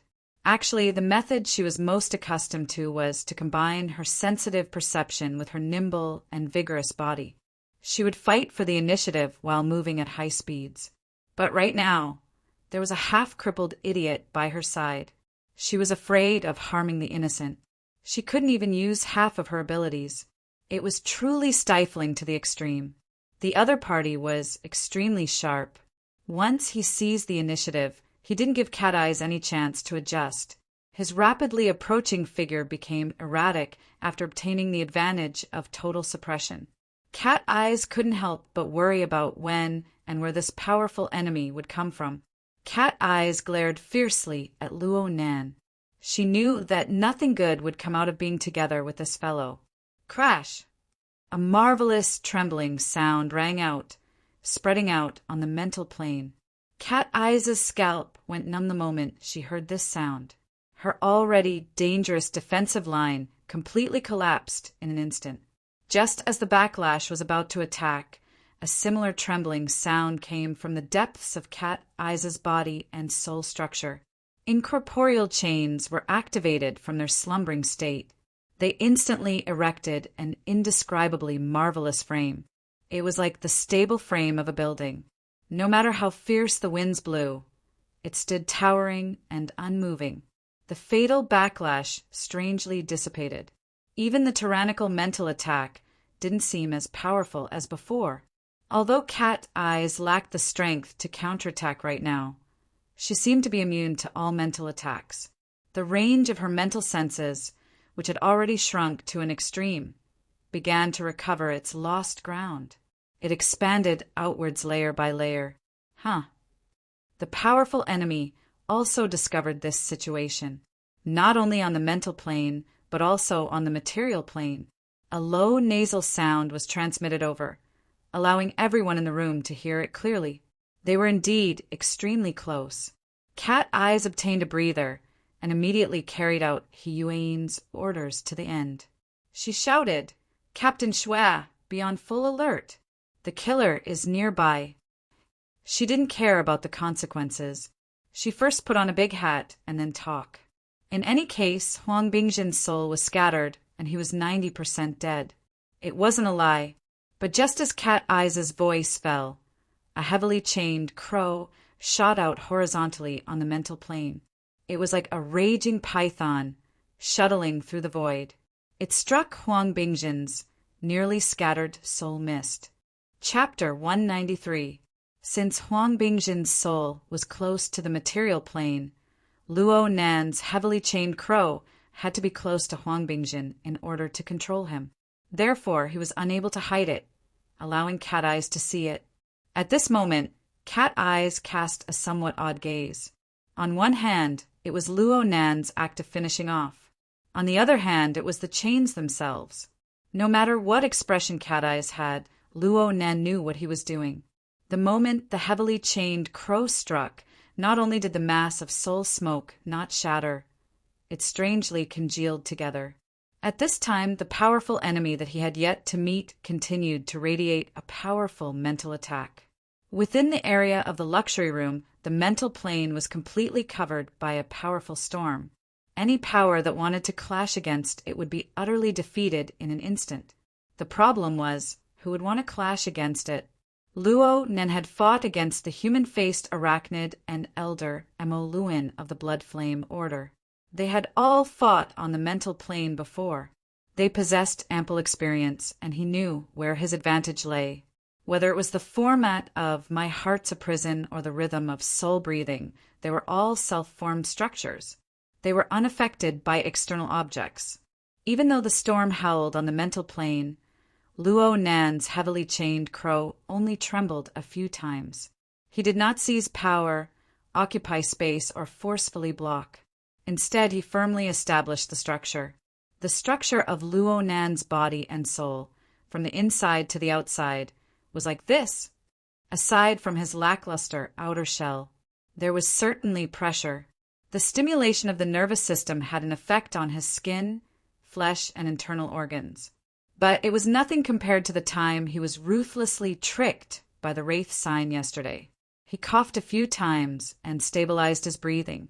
The wisp of Huang Bingjin's remnant soul at the front of the chains was affected by the chain's format. It stabilized as well. A portion of the faint smoke that was scattered all around even flowed back. It more or less recovered a bit of its outline. Then the chains pressed down, forcing the soul smoke back into Huang Bingjin's body. The soul and flesh were finally united, but only the heavens knew if there were any residual effects. The pressure on Cat Eyes suddenly decreased, and her senses became much sharper. She took in Luo Nan's series of movements. Even though she felt awkward in her heart, she could not help but exclaim in admiration, "This is the soul-subduing technique. This dance is quite good." Huang Bingjin was not necessarily worth saving. Luo Nan did not have a good impression of this person. The reason why he made a move was because he did not want to see Huang Bingjin die. How could a living person die in such a manner? In addition, it was as if the flame was being pulled out. He wanted to show his enemy that the mental storm was useless against him, and it was useless against the people he wanted to protect. Cat Eyes was like this. Huang Bingjin, who was 90% dead, was also like this. Luo Nan's declaration did have an effect. When Huang heard Luo Nan's voice, Luo Nan. Afterwards, there was an occasional resurgence. The other side should be constantly probing Luo Nan's foundation, trying to break through this kind of situation. But in the end, they returned without success. The Shan, the Luin and Qin. The other side did not conceal their target at all. A high-powered active radar, similar to Cat Eyes, was stationed within the luxurious room the entire time. They vowed to see through Luo Nan. Huang to Luo, a Tian Shan to Tian. No, the mental plane. Luo Nan's methods on the mental plane were indeed inconceivable, but in the end, they were not on the material plane. Aside from ability users, it was very difficult for normal people to see them. They were on a completely different rhythm.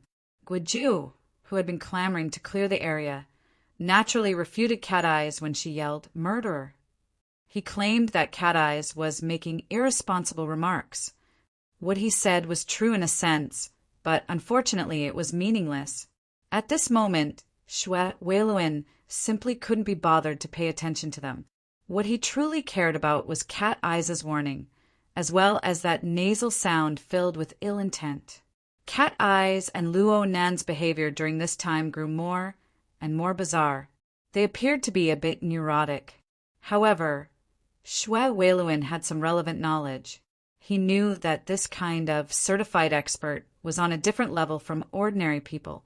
Out of consideration for the safety of the people involved, Xue Weiluan actively deployed manpower and set up a cordon. Of course, he did not forget to ask the technicians to look for the source of the nasal sound. Seeing Xue Weiluan's attention shift, Guizhu didn't appear to be overly excited, but he was actually secretly relieved. To him, whether the situation was in a stalemate or how it would change was not the main point. What was truly important was the robots that were operating according to the program. The 3 multifunctional robots in the room had already reached the end of the transportation work. The last human body, which was Huang Bingjin, was also lifted onto a stretcher. They drove their metal bodies out of the room in an orderly fashion. The people present were already disinclined to pay attention to the 3 bothersome robots. In any case, the scene had already been destroyed to the point of no return. Please continue to the next page if this chapter is not finished. However, it didn't matter. Guizhu's heart was thumping wildly. His peripheral vision had always rested on the body of the robot at the very front. He watched as it opened up a path in front of him, guiding the stretcher and slowly driving it out the door. His heart, finally, let out a long sigh of relief. He had passed. His relief didn't even last for half a second. In the next moment, the short and stumpy metal robot was struck head-on by an enormous force. Its 100-kilogram body flew back with a rumble and fiercely collided with its companion behind it. The 3 robots were like dominoes. They collided one after another, flew back, and fell in disorder. Their operating systems were a complete mess. They could only struggle on the ground, unable to get up no matter how hard they tried. The most miserable one was the stretcher on the robot in the middle. The entire module was bounced away. Huang Bingjin, who was on the stretcher, was like a duck that had its feathers removed. He flew into the air and fell in a free fall, landing solidly on the ground. The stretcher module stayed in the air for a bit longer. When it fell, it just so happened to slap Huang Bingjin's face. After the muffled sound, there was actually a groan. He's alive? Even though such an unforeseen event had suddenly occurred, Cat Eyes could not help but be distracted for a moment. Her gaze swept over the naked duck on the ground, and she gasped in admiration at Luo Nan's godly skills once more. Luo Nan's attainments in soul studies were enough to make an authoritative figure like Mr. Bai cast sidelong glances at him with just this one move. Sure enough, this fellow was a hidden boss, who knew how many good things were hidden in his stomach. Soon, Cat Eyes had to recollect her mind. This was because, at this very moment, someone slowly walked in through the suddenly emptied door. Under the dim lighting, it was a dazzling white. The person who came wore a large, snow-white robe. It was completely incompatible with the scene of real life. It was like the attire of a priest or a priest that would only appear in religious places. Compared to the standard of the robe, the color was truly excessive. Even under the disorderly lighting of the room, the robe seemed to be able to completely reflect all the colors of light, leaving only a dazzling and pure white. Guizhu, who was not too far away from the door, had his heart about to jump out of his chest due to the robot being sent flying and damaged. But at this time, he suddenly thought of a group of people when he saw this dazzling white.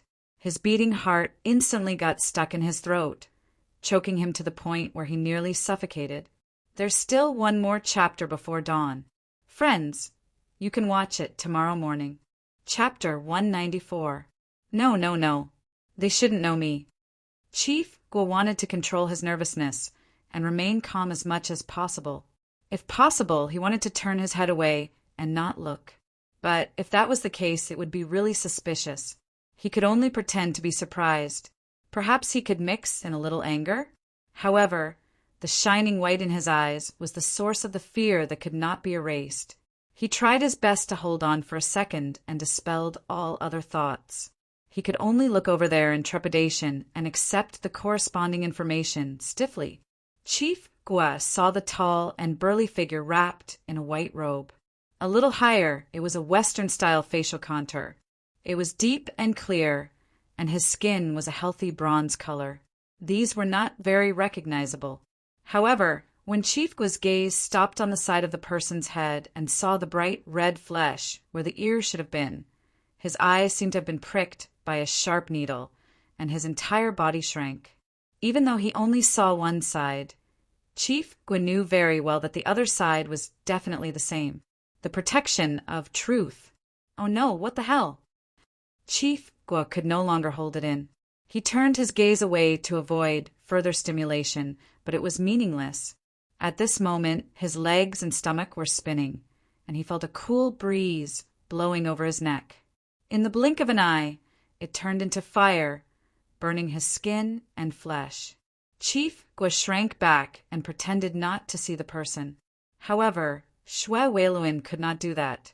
This guy who had suddenly appeared and was dressed in strange clothes was suspicious, no matter how he looked at it. At the very least, he had to explain how he had walked into the defense circle set up by the special police and appeared in the door. Shwe Wei-Luin placed his hand on the edge of the weapon cabin. Just as he was about to ask, the sound of bodies falling to the ground came from outside. The fully armed special police officers in exoskeleton armor fell almost at the same time. At this moment, Shwe Wei-Luin's reaction was not slow.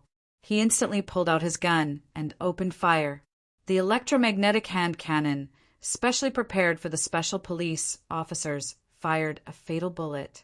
However, in the end, it only made a big hole in the doorframe.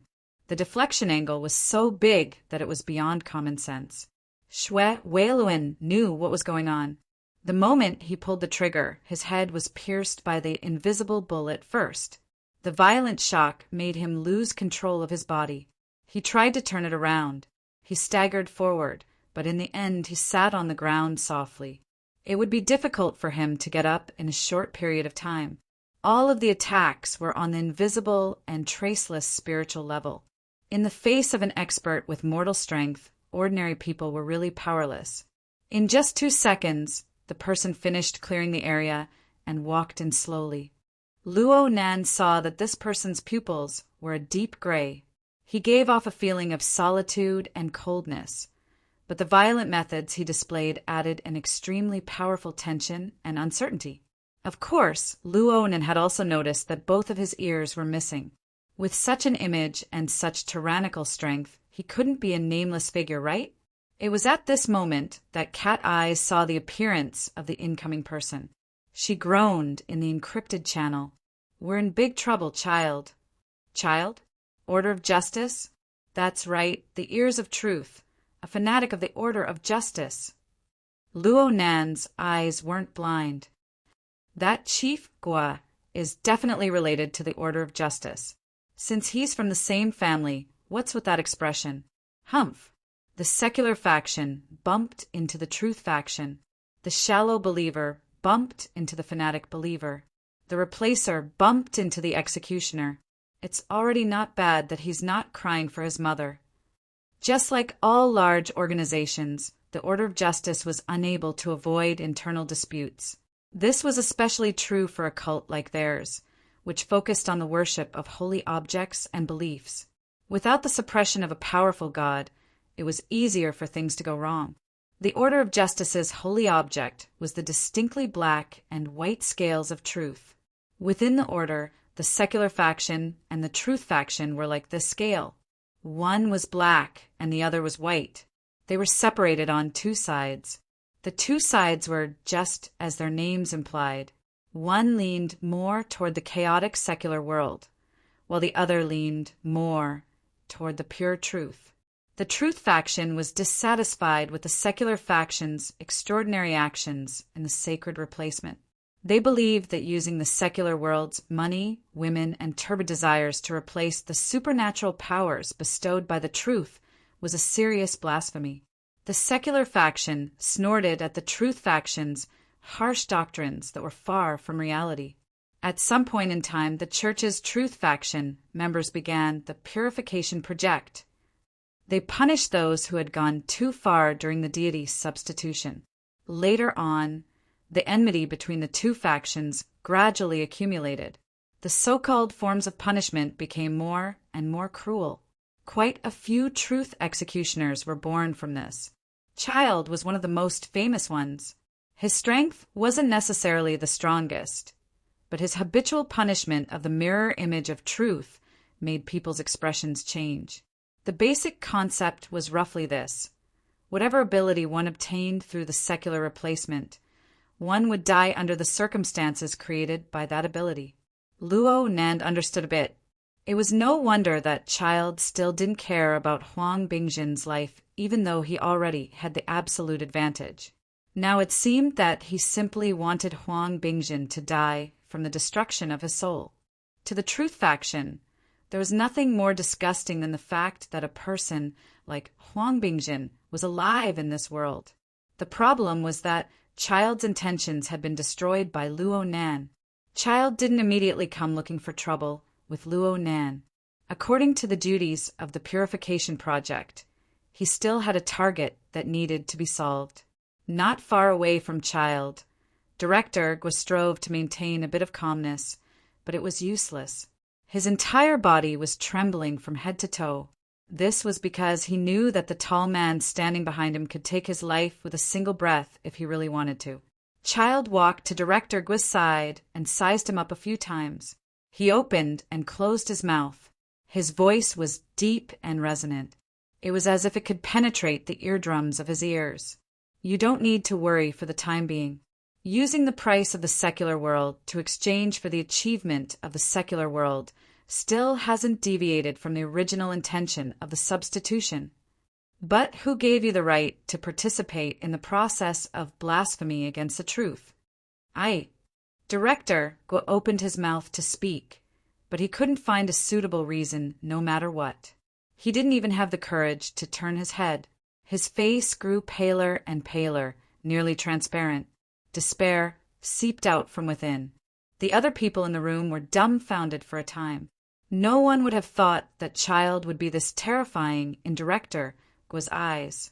It was easy to imagine the reputation and prestige of this executioner within the order of justice. Things don't seem too good. Chapter 195. Cat Eyes must have forgotten that she had been praising Luo Nan for using this standing posture. As for the question, Luo Nan knew the answer. Luo Nan's gaze first swept over Xue Weiluan, who was sitting on the ground. He confirmed that Uncle Xue had only suffered an attack on the mental plane and that he was not in mortal danger. Luo Nan let out a secret sigh of relief. Then his gaze fell upon the 3 scrapped robots.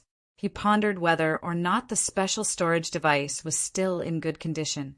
The faith product inside was specially designed for people like Huang Bingde and Guiju. It was also the root cause of tonight's situation. The unconscious Huang Bingjin was blessed. The conscious Guiju was a complete tragedy. Guiju's body was shaking like a sieve. His gaze was stiff as he looked forward. He would answer whatever Child asked him. He could not even think about whether he could save his life or not. Child's voice was like a clenched fist, squeezing everything out of his brain. As for what would be left in the end, perhaps only truth would know. Thanks to Guiju, Fairchild's attention was still on the other side. Luo Nan and Cat Eyes had a buffer. Cat Eyes shouted in the encrypted channel, "Where are the people behind us?" The encrypted channel began to flood. A fellow called Red Fox, who should have been behind Cat Eyes, arrived at the scene. He was already beginning to beat a retreat. Fairchild? I'm just going to die. It's useless even if Kitty is here. Anyone else going to die? Bamboo Pole, who had worked with them before, was also in the sequence. Fox plus Cat. X2 is also wasted. You guys are still alive. That message is truly shocking. There was also a fellow called Papercut who revealed some actual information. I personally saw the earless man in action last time. He's a master who went against the metal storm. His shield of truth is simply a bug. Are you guys sure you're still alive? Bamboo Pole concluded, let's outsmart him. Let's kneel first. This brother is quite skilled in killing the Order of Justice. Wayne sent over more detailed information at this time. Fairchild is indeed an all-rounder ability user, but his strength lies in the power of faith. He is one of the few who can draw upon the holy power of the scales of truth to form the shield of truth. He is an unstoppable fanatic for at least 90 minutes. In terms of defense, he is already at the level of a mortal. Cat Eye's eyes twitched when she saw this. Hey, reading the information is useless. Why don't you tell us how to deal with it? All members who have entered the operation but have not arrived at the scene of the incident, please turn to the Haipu Hotel on the neighboring Yulon Street. What do you mean? Wayne replied calmly. Fairchild has a tendency to go berserk when carrying out the purification project. None of the personnel currently deployed can make an enemy of him. It will only cause unnecessary stimulation. Therefore, they had to regroup and avoid adding fuel to the fire. I've already reported this to the association. The reinforcements and negotiations will be carried out simultaneously. It's still better to negotiate, other than killing people within the order. This person is still very low-key to the outside world. Bamboo Pole suggested, Kitty, why don't you share your view? Let's discuss it together. There wasn't any direct conflict in the first place. If we can reason with him and both of us take a step back, it would be best. Luonin could not get a word in on this discussion. After all, the target of the operation was no longer the human-faced arachnid, but a more direct problem like Fairchild. However, it was not right to say that he was completely unoccupied. Child had been watching him in a way that was difficult for others to understand. Luo Nen received it. He had to receive it. Finally, Guoju's calamity was over. Fairchild walked up from behind him, no longer paying attention to him. It was only now that Guoju dared to bend his knees. His entire body fell limply to the ground. He stared blankly at Fairchild's back. His body swayed within the dazzling white light. In the end, his head hit the ground and he fainted. Good news! There's a way! You must hold on. Several messages popped up in the encrypted channel at the same time. Guoju's narrow escape gave the members of the society a glimpse of hope. Today, the killing intent of this Ears of Truth did not seem to be particularly strong. But soon, the few people sharing Cat Eye's view in the channel felt a bit strange. Fairchild's gaze was slightly off in the direction they were facing. It looked very uncomfortable. Kitty, who's he looking at? Mr. Luo, Cat Eyes answered simply. Only then did many people in the channel remember that Luo Nan, the convener of this event, had not spoken for a long time ever since they started spamming the channel. Hey, are you still holding on? Bamboo Pole had cooperated with Luo Nan once before, so he had a rather deep impression of Luo Nan. From Bamboo Pole's perspective, Luo Nan was a specialized psychic. He was also an extremely inexperienced young student. His psychic drawing ability was astonishing, but he did not display any special talent when it came to his ability to deal with affairs. That night, Wayne had planned all of his actions for him. Occasionally, he would reveal his extraordinary talent, but it was Cat Eyes who was courting death. It made sense when one thought about it. A 16-year-old high school student who was trapped in the self-logic of a psychic all year round would not be a genius, but a monster if he could coordinate, communicate, and deal with affairs. Bamboo Pole's worries were very practical. Would this half-grown kid be able to hold on when facing one of the most terrifying executioners of the Order of Justice? This did not just require courage. It also required wisdom, experience, cultivation, and even a bit of luck. Luonin did not respond. The people in the encrypted channel did not even know if he had noticed this message. Kitty, what's going on with your partner? Yeah, he's under a lot of pressure. Cat Eyes shifted her gaze as she responded. This allowed the people in the encrypted channel to see Luo Nan's appearance next to her. It was just as Cat Eyes had described. Luo Nan's body was clearly a bit stiff. His face was the same. At the very least, it did not appear to be alive. Luo Nan's gaze was fixed straight ahead, meeting with Fairchild's dark gray pupils. Luo Nan's face was expressionless, but Fairchild's body language was alive. It was coordinated from top to bottom, revealing calmness, callousness, and dignity. As for Luo Nan, the muscles of his entire body were stiff. Anyone could see the tension and pressure he was under. "Hey, hurry up and wake up. Relax your breathing. He can't hear us. He's done for. He's completely suppressed. It's already pretty good that he can look him in the eye. How old is he?" Fairchild doesn't care about his age. That Huang Bingjin doesn't seem to be much older than Luo Nan. Amidst the chaos, there were people who were baffled. Why is he focusing on Luo Nan? What is Fairchild thinking? Could he have seen that Luo Nan is a psychic? The Order of Justice definitely doesn't lack psychics. They rely on psychics to make a name for themselves. Wave after wave of messages flooded the encrypted channel. Some used text, some used voice, and some simply used telepathy. All sorts of methods were mixed together, turning it into a pot of porridge. But in the next instant, all the chaos froze at the same time. This was because Fairchild's lips opened and closed. His deep and low voice flowed clearly within the room. Chapter 196. What chains? Other than He Yuan in the encrypted channel, everyone else was baffled. Although Cat Eyes knew what was going on, it was very complicated for her to clearly describe it. She could only give a simple explanation. It's an application technique of Mr. Luo's on the mental plane. This explanation confused the technique and nature of Luo Nan's ability, but no one could point it out. Fortunately, Fairchild had his own opinions. He was not affected by the encrypted channel. He spoke slowly with a deep and vigorous voice. Looking at your chains is like looking at an airtight prison.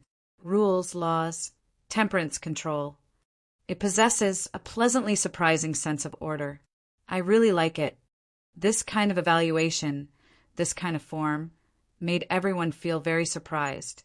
It was like praise, but it was also like idle chatter. It caused the tense atmosphere to gradually ease up. This was a very good start. The problem was that everyone could see that Luo Nan was not good at this kind of situation. His reactions were very slow. He actually missed the best opportunity to communicate. He faced Fairchild directly and did not make any response, even when Fairchild's voice completely dissipated in the room. He maintained his silence from beginning to end. From the perspective of a group of onlookers, the atmosphere eased up for less than 2 seconds before turning awkward and stiff once more. Everyone in the encrypted channel beat their chests and stomped their feet. What a waste of an opportunity! Cat Eyes felt it even more clearly. She was a bit anxious and took a step forward, wanting to negotiate with Fairchild in Luo Nan's place. But when she took this step and was halfway in front of Luo Nan, Cat Eyes suddenly choked up. The words she had prepared were inexplicably unable to come out of her mouth. Her momentum weakened by a third. It was not easy for her to speak, so she unconsciously changed her words. Mr. Fairchild, we believe that all of this is a misunderstanding. We accidentally encountered this filthy secular exchange while we were chasing the human-faced arachnid. We are also trying to stop it. Fairchild remained expressionless. He did not even glance at Cat Eyes. He just replied with a proverb, when truth stands at the forefront, the secular should retreat.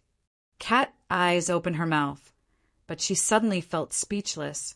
It was not just because of Fairchild's cold words. More directly, it was because she suddenly discovered that under the awkward and stiff atmosphere, there was something more direct and...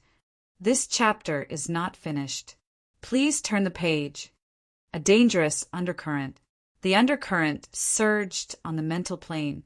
Moreover, it was a deep region that Cat Eyes found very difficult to perceive. It was only when Fairchild opened his mouth that a large fluctuation occurred in the mental attack, allowing Cat Eyes to peek at part of the truth. The sound of the heavily chained crow continued to reverberate. It was filled with the smell of danger and danger. This allowed Cat Eyes to confirm that Luo Nan and Child were engaged in an invisible contest right next to her, and she actually knew nothing about it. Cat Eyes did not know when this contest began or how long it lasted, but at this moment she truly felt that she was an outsider and a blind one at that. In the encrypted channel, Bamboo Pole noticed a problem. Stand at the front. It seems like Fairchild really does look at Luo Nan differently. Cat Eyes did not reply. She was still recovering from the scars of the attack. After all, Bamboo Pole did not understand the situation and could only make wild guesses. That won't do. Fairchild has already made his stance clear. If we don't get a response and don't meet his expectations, no one knows what he'll do. How is Mr. Shaman's theoretical research? Between soul studies and philosophy, which one is better? Also, you can't get entangled in techniques when it comes to communication. At Fairchild's level, he can completely distinguish all lies. Just speak normally. Say whatever you want. I'll give it a try. Luo Nan's sudden response stupefied everyone in the encrypted channel. Actually, Luo Nan had been paying attention to the information in the encrypted channel all this time. He was very clear about the things that Bamboo Pole, Red Fox, and the others were discussing and worrying about. Luo Nan and Fairchild were indeed still confronting each other on the mental plane, using this special method to communicate. However, this did not mean that Luo Nan was satisfied with this. He actually did not feel too good. Due to the continuous use of soul strength, the pressure his body endured was gradually increasing. Soreness, pain, stiffness. His nervous system transmitted all sorts of negative effects to every part of his body. They were fed back one by one, forming a vicious cycle that continued to increase. If a simple verbal exchange could satisfy everything, why would he need to take this unnecessary risk? However, Luo Nan really did not know what to say. His mind spun round and round. But no matter how he thought, he was unable to find a perfect response. He knew nothing. Please continue to the next page if this chapter is not finished. Tao. How could communication between people be perfect in every aspect? In the end, his fear and suppression had taken the upper hand. Furthermore, he had the goal of stalling for time, so he was limited in every aspect. Bamboo Pole's reminder gave him some direction. What did he want to say the most right now when faced with Fairchild's evaluation? Luo Nan stared at Fairchild's callous and calm face. A few seconds passed before he took a deep breath and spoke softly. Thank you. Thank you, Mr. Fairchild. We're done for. The channel was filled with sorrowful cries. Luo Nan had responded immediately after Fairchild spoke, but it was not too bad. Just how long did he need to react to thank Fairchild? The channel was too chaotic. He Yuan, who had not spoken for a long time, simply cleared the screen. She did not need to do anything.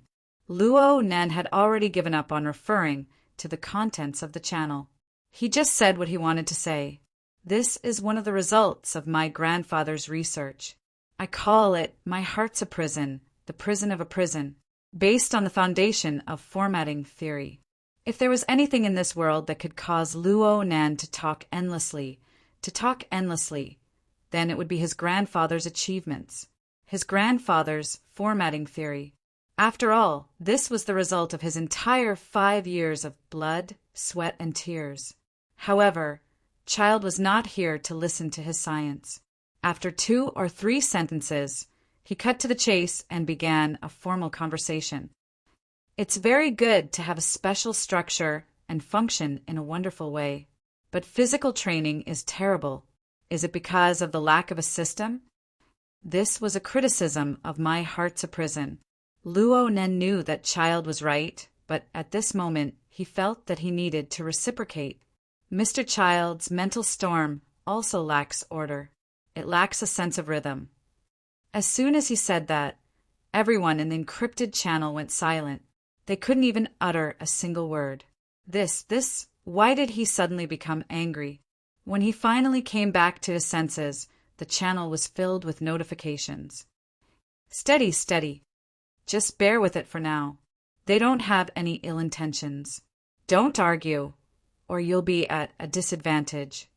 Unfortunately, Luo Nan had already completely ignored the opinion of the encrypted channel at this time.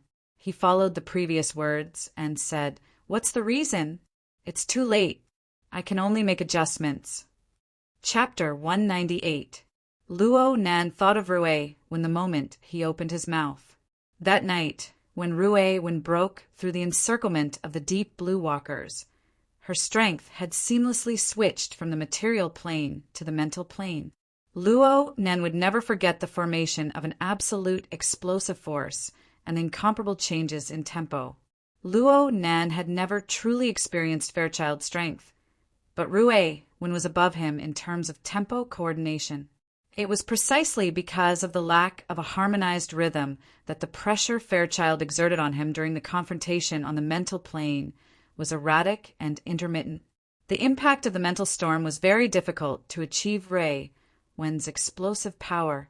Compared to the Blood Flame Order's Elder Amolin, it was much weaker. But was the difference between Fairchild, Rui Wen, and Amoluan that obvious? Even if he did not compare Rui Wen, why did he feel that the boldness of this Ears of Truth was above that of Amolin? This was Luo Nan's doubt. If Luo Nan used pure words to express himself, he might not be able to express himself clearly when it came to all sorts of backgrounds and secrets. But Fairchild only used 2 or 3 sentences. Fairchild's response was even simpler. Reason. He simply repeated a word and then took a step forward. With this one step, the entire luxurious room seemed to tremble. This was not an illusion. The equipment, the furnishings, and the people standing, sitting, kneeling, and lying in the room all trembled slightly. The 3 destroyed robots even let out rattling sounds. A dazzling halo of light spread from Fairchild's chest. It instantly enveloped his entire body and illuminated the entire room. Every corner of the room was completely devoid of shadows. Even the finest hair could be seen. It was at this moment that information exploded in the encrypted channel. The shield of truth. He's gone crazy. He's going to fight without saying a word. He's really courting death. He's done for. Where's the negotiation? Where's the backup? Kitty, run. Faster. Faster. Cat Eyes subconsciously took a step back, but she did not make any further movements. This was because Luo Nan did not move a single inch when facing Fairchild's terrifying pressure. At most, he coughed twice. The pressure on Luo Nan's body grew even greater, but that was all there was to it on the mental plane. Please turn the page if this chapter is not finished. Child. He narrowed his eyes slightly and looked at Fairchild. The dazzling sound and light effects. As Fairchild released his aura, the surrounding environment was inevitably affected. It was no longer just the luxurious room that was trembling. The entire Frost River reality seemed to be trembling. Was Child going to make a move? Luo Nan didn't think so. At this moment, what appeared in front of him was an energy and information operation structure built with his physical body as the foundation. Due to the limitations of the material plane, the structure was not as intuitive as the spiritual plane.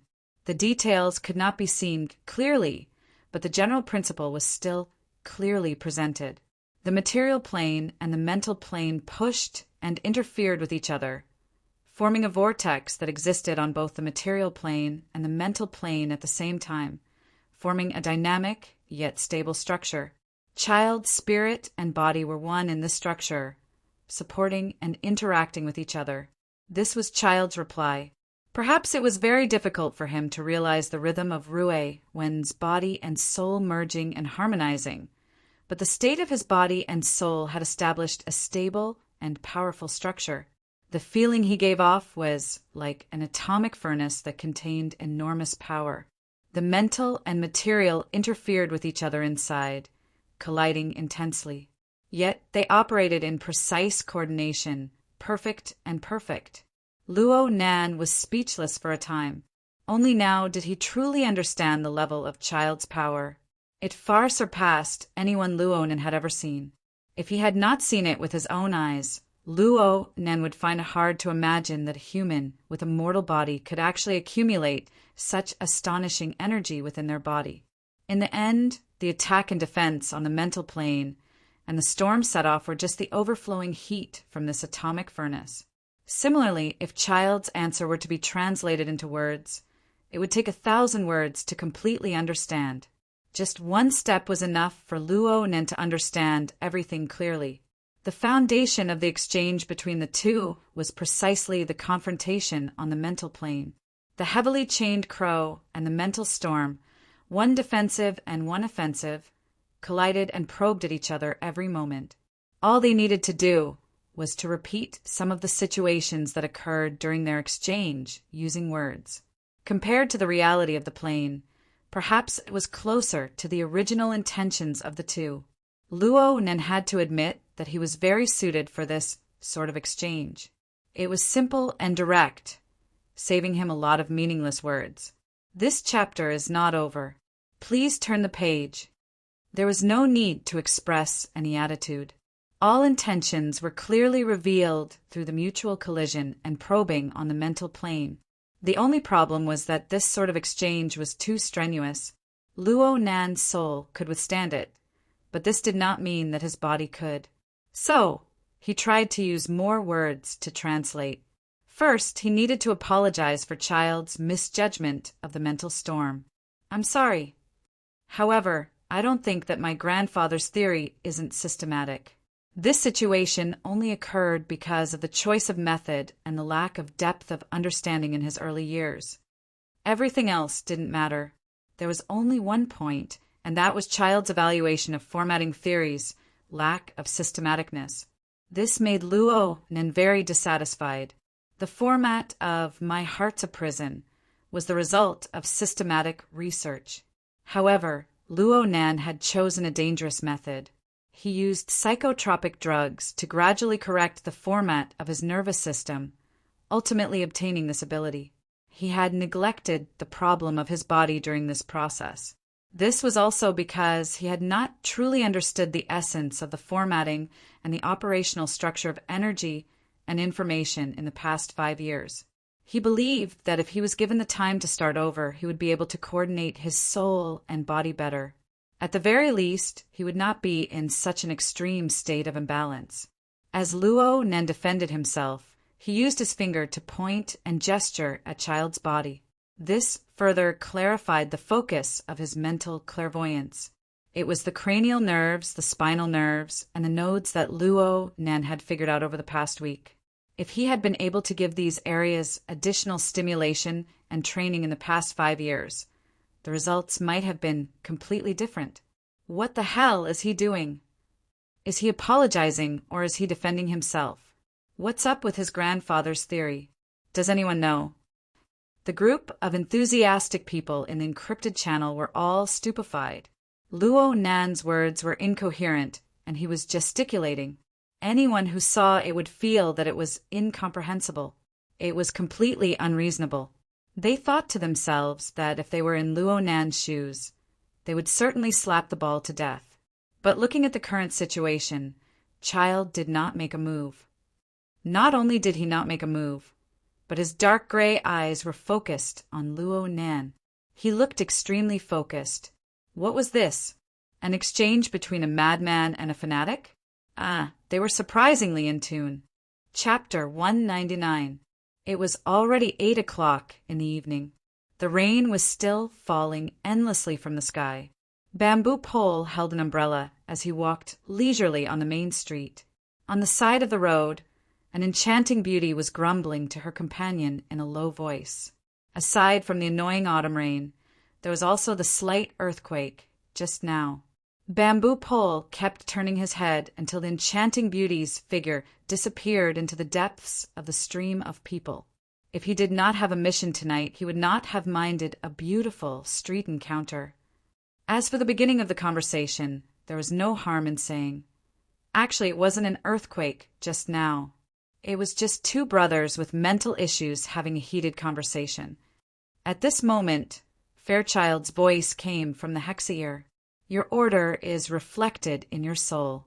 My order is reflected in my fleshly body. We have only completed one side of the problem, while hoping to fix the flaw on the other side. The only difference is that I can continue to search for a solution, just like your chains. But you must first complete a difficult surgery and make a systematic correction. The error lies in the theory or in the choice. It will not change the result. This was the longest Fairchild had said tonight. Bamboo Pole found the feeling of being a kindred spirit funny and strange when he heard it. Hold on. Fairchild was implying that he was very interested in Luo Nan's My Heart's a Prison format? Forget about anything else. As long as this conversation got out, the name of Mr. Psychic and his formatting theory would certainly soar. It would resound throughout Xia City. But was that thing really that useful? Bamboo Pole walked into Yulon Hotel with doubts. He took the elevator straight to the 89th floor. This was a restaurant. At a table by the window, a young man wearing a red jacket waved at him. "Hey, buddy, the best spot. It only costs 20 credits. Bamboo Pole curled his lips and walked over to sit down. "The best spot is a block away. Kitty will be happy to trade places with you." That being said, when he looked through the drizzled glass window, he could still clearly see the triangular indoor playground 2 kilometers away. Red Fox grinned with an odd expression. The feeling of the 3 buildings swaying together was really cool. The spaceship is about to take off. The layout of Frost River Reality was very interesting. The entire building spanned across 3 independent buildings, each occupying a portion of the floor. The entire building was painted in the interwoven colors of space black and silver white. It was like a large triangular alien spaceship that was inserted into the city. It seemed as though it could fly into space at any time. Just a few minutes ago, Child had released the Shield of Truth. It was an exaggeration to say that it had shaken 3 buildings, but the strong sense of oppression that spanned the mental and material planes and radiated to the surrounding area covered a surprisingly wide area. Along the way, Bamboo Pole encountered pedestrians everywhere who thought it was an earthquake. Roughly estimating, the radius had already exceeded 3 kilometers. It was truly monstrous. On the other hand, Luo Nan and Cat Eyes, who were in front of Fairchild, were not affected too much. Perhaps Fairchild really was looking at them differently. As a technician, Bamboo Pole was not like the Red Fox. Once he was on standby, he would have nothing to do. The moment he sat down, he took out the foldable, flexible screen that never left his side and started working. With a few movements, he connected to the monitoring system of Frost River Reality and the surrounding buildings. Logically speaking, even if he was an expert in information electronics, this would still be very difficult to accomplish. However, the Society always had shares in Frost River Reality. They had quite a bit of relevant authority. Relying on the temporary authority Wayne gave him, it was relatively easy for him to do these things. Hundreds and thousands of monitoring images switched back and forth on the flexible screen. Only an ability user like Bamboo Pole, who had exceptional dynamic vision, was able to grasp the key information within. Red Fox stretched his head out to take a few glances. He was extremely puzzled. What's the point of doing all this right now? That freak Fairchild has a radius of 3 kilometers. That's a field of control of 30 square kilometers. Right now, we might even be the ones being monitored by him. Bamboo Pole did not even raise his head. He continued to filter through the images with his eyes. It's not that exaggerated. The resonance range of the Shield of Truth and the field of control are different. A ratio of 10 to 1 is already quite amazing. After all, it's a kind of cultivation where the body and soul are fused together. How can it be the same as mental senses? Oh, I forgot. You're an expert in the research of secret orders. Red Fox was the first to breathe a sigh of relief. That earthquake just now had really increased the pressure on him. He was feeling much better now. Don't relax too early. Fairchild has never been a high-profile character. Just now, he actually released the Shield of Truth without the slightest scruple to cover 30 square kilometers. He must have another goal. What's his goal? I don't know for now. Oh, there's a way. Hiss, this is troublesome. The monitoring images were constantly being cut down. The images of certain people were becoming more and more prominent. Bamboo Pole transferred these images to the psychic wave network. Then he edited and annotated them before cutting into the encrypted channel. This was so that everyone involved in the operation could see it. Kitty, pay attention. The Order of Justice's secular side can't hold it in any longer. The Knights of Equity have already arrived at least 2 small squads of 10 people. At least half of them have entered the field. Red Fox stared at the image and exclaimed, "Wow, do you see that piano case? I'll bet the points from this operation that it's definitely a large caliber sniper rifle. Otherwise, it would be impossible for it to pose any threat to Fairchild. They've already begun to occupy sniping spots. This is intolerable." The encrypted channel exploded once again. That's odd. No matter how dissatisfied the secular side was in the past, they were used to being cowards. What's going on this time? They want to start a religious war? The Order of Justice wants to split? That's really good news. The problem is that we've all become fish in the pond. Yuan's orders cut into the chaos. Bamboo Pole, Yulon Hotel, is one of the best sniping spots in the neighborhood. It must be included in our monitoring. If it isn't necessary, avoid direct conflict with the people of the Order. Understood. I'm not a combatant. There was no temporary authority to use here. Bamboo Pole could not avoid personally making a trip to the central control room. He stood up and was about to move when Red Fox slapped his thigh. "Look, who's that?" "Zhang Yingying." "That girl is participating in the operation? Why is she going over there?" Bamboo Pole was stunned. He hurriedly adjusted the monitoring image and saw Zhang Yingying and a tall beauty wearing a windbreaker walking side by side into Frost River reality. The two of them held each other's arms as they chatted and laughed along the way. They had an amiable demeanor and were very eye-catching. However, the windbreaker beauty's spiritual senses were very sharp. She suddenly turned her gaze towards the monitoring probe, meeting face to face with the people who were paying attention to her. Her dark chestnut-colored eyes were bright and beautiful. However, her expression, which seemed to be smiling yet not smiling, carried an indescribably deep meaning. Bamboo Pole inexplicably felt that this woman was familiar, but he could not recall where he had seen her before. Before he could finish his thought, Red Fox pushed him. Look, from their angle, they could see the low-altitude flying shuttle stop above the rooftop of Frost River reality. Yuan's tall and slender figure descended from the sky behind the blurry curtain of rain. She told us to wait for orders. Chapter 200. The current Frost River reality was a bit different than usual. Around 8 o'clock in the evening was the time when Frost River reality was at its most bustling. At first glance, the reception hall seemed to be packed with people. However, most people were either heading out or hesitating. Fights, earthquakes, police intervention, and several batches of special forces had come. Plus, there were people being sent out to ambulances. No matter how big of a heart the players had, they would still feel apprehensive. The amusement park did not do anything about this. After Shui Weiluan and Ian Li's conversation, the group of managers no longer held any hope for tonight's revenue in the spirit of cooperating with the police. They let the police torment them. This was the scene Zhang Yingying saw when she entered Frost River reality. She could not help but sigh. If that earthquake monster came here, everyone in the reception hall would be dead. A group of ignorant and pathetic people. We knowingly violated it. So what?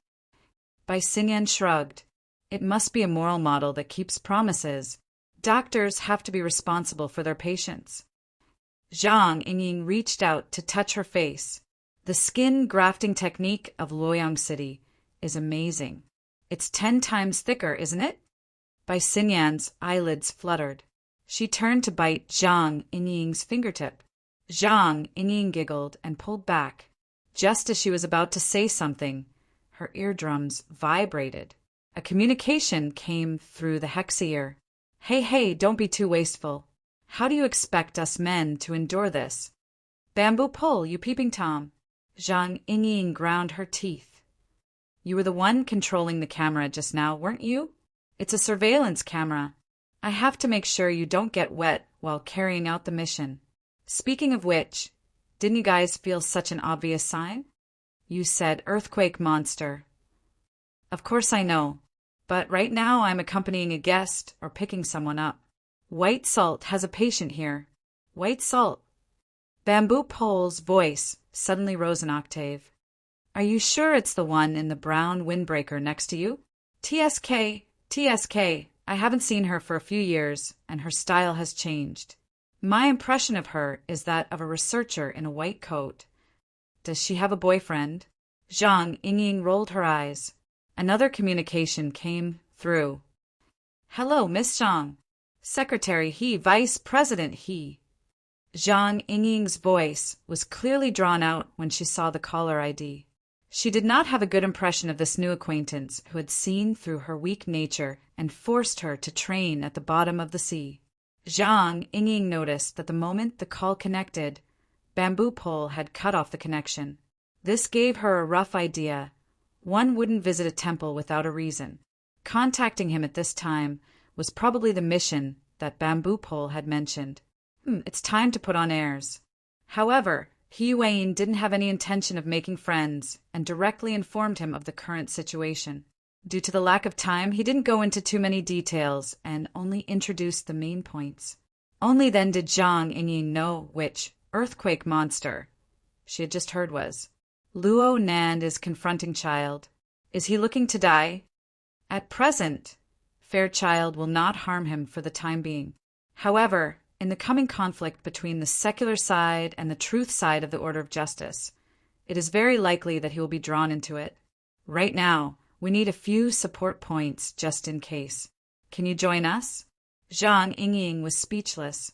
The potential stock that he had introduced to the club now seemed to be a troublemaker who specialized in stirring up trouble. She didn't think about it for too long. She glanced at Bai Xinyan and said, I'm fine with joining, but I have a friend right now. Bai Xinyan? Huh, you know her? Bai Xinyan raised her eyebrows when she saw Zhang Yingying's gaze. In the next moment, her wristband vibrated. She saw the person she was contacting, and a smile blossomed on her face. Hello, sister. Long time no see. How are you doing? Zhang Yingying's eyes widened. She wanted to open her mouth to ask, but she saw Bai Xinyan and He Yuan chatting happily. She could only gesture back and forth for a time. How do you know her? Bai Xinyan just blinked at Zhang Yingying. Then she gave He Yuan a definite answer. No problem. I'm half a member of the society. Plus, I haven't been back to Xia City for a long time. I don't know how high the standards here are. It's good to have a chance to observe up close. However, she didn't completely comply with He Yuan's arrangements. She paused for a moment and then said, Do you have a more proactive strategy? The situation right now is very chaotic. Who are our friends and who are our enemies? The most important problem is to clarify this. This conversation was not hidden from others. Bamboo Pole and the others who were participating in the operation could hear it through He Yuan's channel. They were all deeply distressed. A hunting operation against the human-faced arachnid had turned into an encounter with the ears of truth, Fairchild. But right after that, it had turned into an internal conflict within the order of justice. The continuous shifting of contradictions left people at a loss as to what to do. They really were just here to surround the human-faced arachnid. But right now, powerful characters and powers were endlessly joining in, forming a giant maelstrom. The momentum grew fiercer and fiercer, and it looked as if there was no direction to speak of. These people felt a great deal of pressure, even though they were just there to provide support. In reality, there were already people who were beating the drums of retreat. Red Fox's desire to fight had never been too strong. Right now, the order of justice is in a catfight. It's not appropriate for us to get involved, right? Most of the secret order are madmen. If an all-out war between the society and the order is ignited, then who will be responsible? Someone called Metal Box immediately appeared in the encrypted channel. He gave Red Fox's post a thumbs up. He had yet to arrive at Yulon Hotel, but he didn't want to come. The Society's mission briefing still has the human-faced arachnid written on it. Where the hell is the human-faced arachnid? I just saw Fairchild. When the mission ends, how will the points be calculated? This mission is too unreliable. The Wilderness Explorers Society had never been an organization with a powerful binding force. It was very difficult for a group of ability users to truly follow orders and prohibitions. For example, during the operation against the human-faced arachnid last time, Black Beetle and Hiyuane had a disagreement and Black Beetle had simply withdrawn. Afterward, Black Beetle was unable to do anything to Black Beetle. What's more, the chaotic and ever-changing direction of the operation gave people an excuse to withdraw. With Red Fox and Metal Box mentioning it, even Bamboo Pole, who had fought together with Luonan, could not help but be moved. What about the others? Zhang Yingying had just entered the encrypted channel when she saw the scene of collapse. She was stupefied for a time. She turned to look at Bai Xinyan. She did not know what to say. Bai Xinyan was smiling as usual. She was not a member of the society. She did not have the hexa ear, so she could not see the changes in the encrypted channel. Right now, she was waiting for Hiyuane to reply. However, before Hiyuane's reply could arrive, a wave of commotion was transmitted from the activity area of Frost River Reality. Attack! A terrorist attack! The special police in the luxury room of Area A have been attacked. Dead bodies litter the ground. The transmission of the information was not particularly clear in the beginning. However, at the entrance to Frost River Reality, a man and a woman had just met. They were having a difficult conversation with each other. They were especially sensitive to this kind of information. After a moment of shock, the man did not say anything further. He buried his head and charged into the hall. The woman did not manage to pull him back.